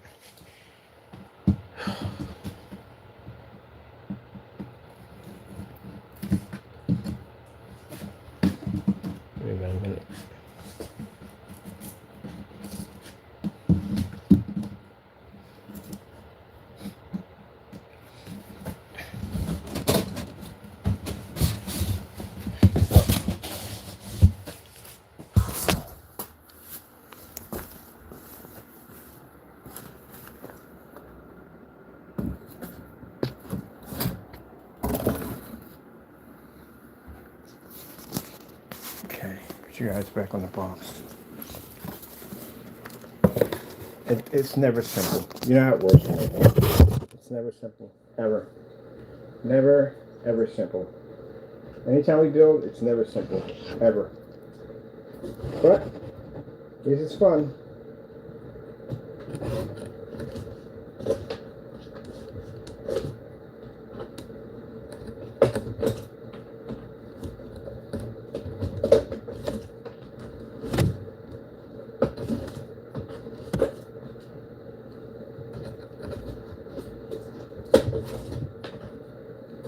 Called me mad. He said he's absolutely mad. Mad, I tell you. He said I was mad.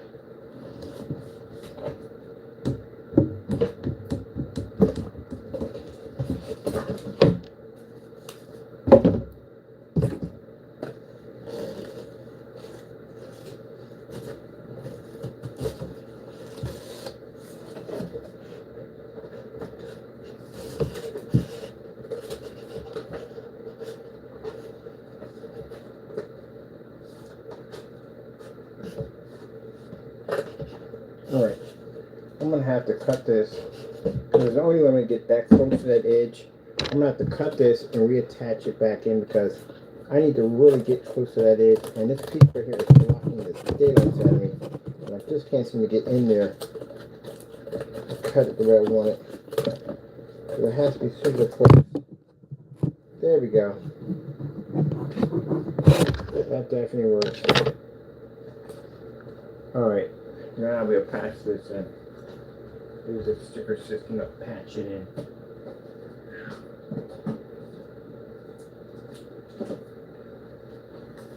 Oh. Are you dying? Probably are dying. No, you're good.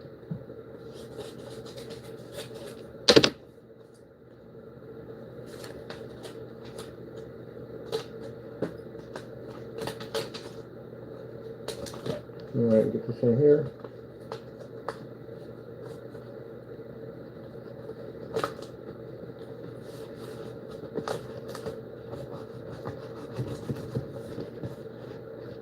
Alright, get this bottom here.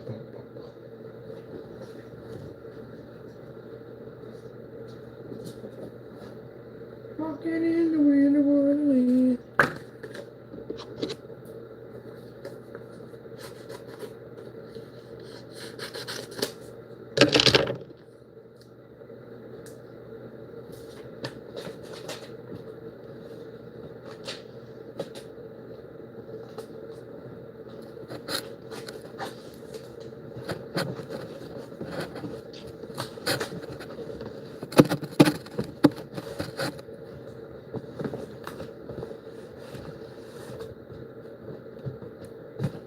Alright, that's that.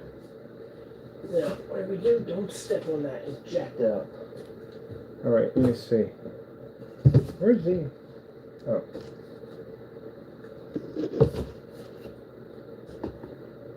This guy's on this side. Do we have the, what's one called right here to cut the piece with that?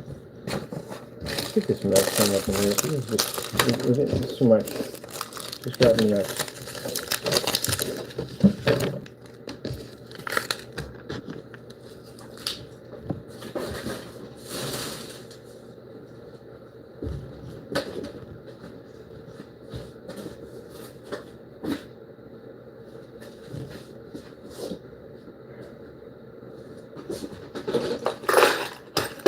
Found that piece I need right here. Get some mess cleaned up in here.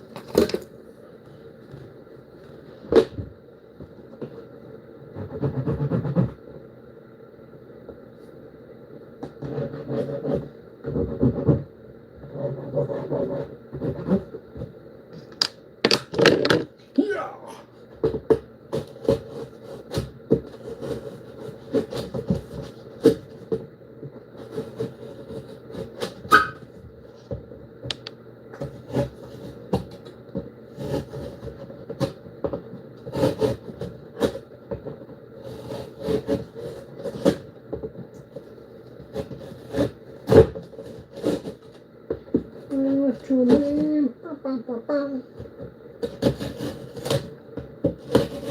Took all these moments because you know it's a lot of work. It takes some time. It is easy because these are easier builds, but man, I had to put that window in. Sheesh. And then we got to tackle proof it. Because not tackle being there rubbing his face over all the motherboard and everything. He will short that thing out because again, it's a walking EMP.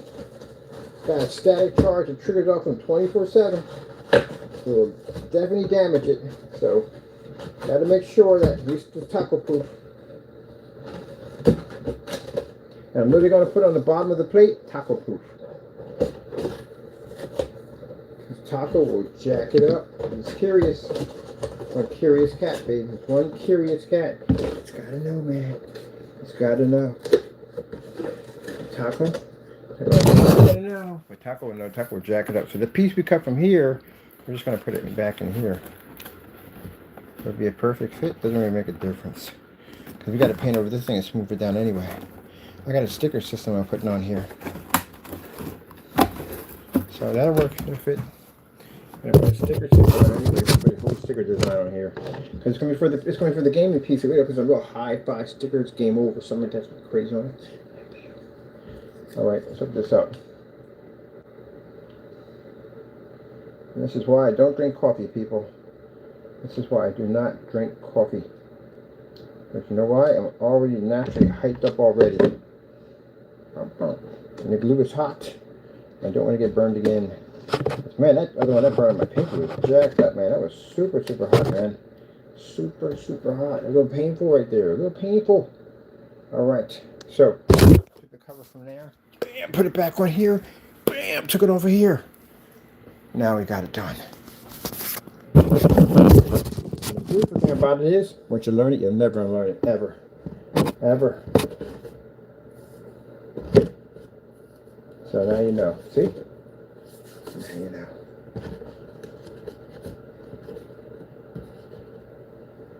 I find it interesting that in this office that there's so many people that walk around here with these nice suits and everything on. Real nice suits. I like the gear they have on, but this is not for me. And I'm walking around here with t-shirts and long sleeve flannels and freaking boots with camouflage pants. Well, not camouflage pants, but basically, you know, my cargos and stuff. And they just don't believe, they don't understand the technology we work on up here. They don't know about it yet. They know about it. Some of them know about it. Not all of them know about it, but some of them do. Yeah, the stuff we do in here. But we don't have a normal office like most people, you know. I go in their office, they got like papers and piles of folders and all that stuff. You know, that's what they do. And then here we got this stuff. Because what we do. Your engineering technology to make their technology work your business work much better. Can't wait to put the halo light in. It's going to be sick. Got a halo system light coming in pretty soon. So I'm going to go out and get some snow. Hopefully we got snow out there. Hopefully we got it. Hopefully we got a lot.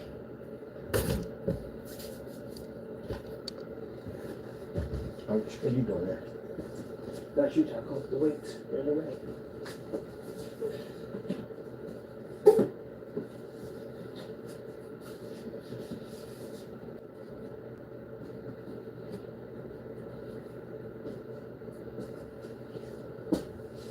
Whew.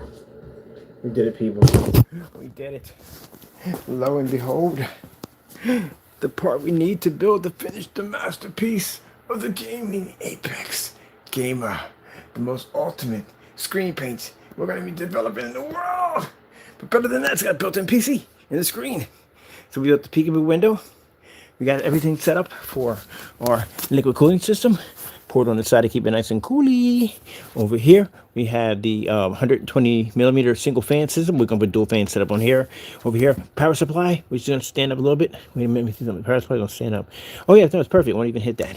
Over here, we have motherboard, and we have import fan. It's going to take any hot air in here and transport it out here. Yes. And we built this a whole lot of cardboard. Yes. It's gonna be amazing, people. We're gonna let like the whole thing in here. Make it disco with RGB lights and it's gonna be awesome. So all this is gonna be flashing and going off. We're gonna actually game off this giant screen using that PC right there and a Dell ultra short throw projector. It's going to be absolutely glorious, people. Absolutely glorious. All right, got other things to do. I get over it, Bird. We got things to do. We got work to do. We conquered another one. We're done with the conquer of that one. Look at the flag in here. Come here. Come back out. I'll be right back. I'll be right back. Come back to this giant flag. Like, we've conquered. Put this huge freaking flag right into the screen. And let's move on. Chapter 2. What are we building in Chapter 2, Ken? We're putting Chapter 2. What saga are we building? First, we gotta go out in the snow for a little bit. I gotta go walk out in the snow. I'm out there playing in the snow for a little bit. Anyway, we're gonna get some hot cocoa. But Chapter 2. You know, friggin' one of the trolls contacted me. I think it was Jamie contacted me. They called me psycho. Really? Really? Really? Because I built stuff like that. Really? All right. Touche. Touche, but I'm not crazy, by the way. I like to have fun. I like to express myself at the end of the day. That's just who I am. Maybe it's the artist in me. Maybe it's the builder in me. I don't even know. But that's just what I like to do. I like to be me at the end of the day. And I've always been that way. I never worried about what other people think. Because, again, I am not a prisoner within my own mind.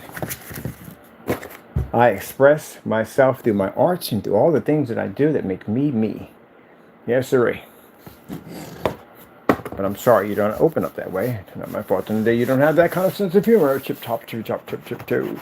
Now, seriously, what are we going to be doing there? Okay, yeah, this is next.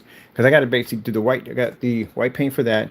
Got to do a brush job on that. And we got to basically install the liquid cooling system in and have that done. We got enough glues in here? We do got enough glues in here. And after that, we're going to make some pretty, beautiful flowers out of cardboard.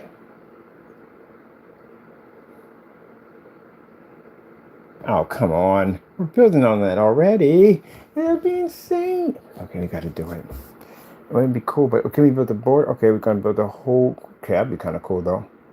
All right, there's silver technology coming out, right? We need something whimsical. It's got to be whimsical, man. It's got to be super whimsical. So, let's build a cardboard projection screen. We'll put the panels on it, right? And we'll put pretty cardboard flowers around it. It'll be gorgeous, man. Absolutely gorgeous. We got to do it. We got to do it. We're going to design some big, huge, beautiful flowers. And we're putting together some of the arcade machines over there. Because we have to show what they look like when we put them together. We even put some beautiful flowers and put that beautiful silver in the middle. Oh, my goodness, it's going to be absolutely gorgeous. All right, we come back in, charge my phone up a little bit, go out for a little bit, take care of business. And we're going to basically start working on cardboard whimsical flowers. I'm literally going to put that in the caption so you know that. Cardboard whimsical flowers. And if you feel at the end of the day that you are too man to come in here and watch this and you're not man enough, just to let you know. All right, people. Hope you enjoyed. I got to go. We'll be back in later on. I'm going to charge my phone up, go pick up some hot chocobo, and sit in the snow. Hopefully, if I'm lucky, it's probably a lot of snow out there. If not, whatever. Or we just wait. God, bring me some snow, please. I just want to play in the snow. And it'd be wonderful. I can't wait. Build me a snowman, a snow couch. Go out there and show Taco. We're going to go play in the snow. All right, with that being said, people, hope you enjoy. Be safe out there. And, of course, we thank our Lord and Savior Jesus Christ for blessing us with amazing technology. Because if it weren't for him, none of this would be possible. Got to go. Thank you all, and God bless.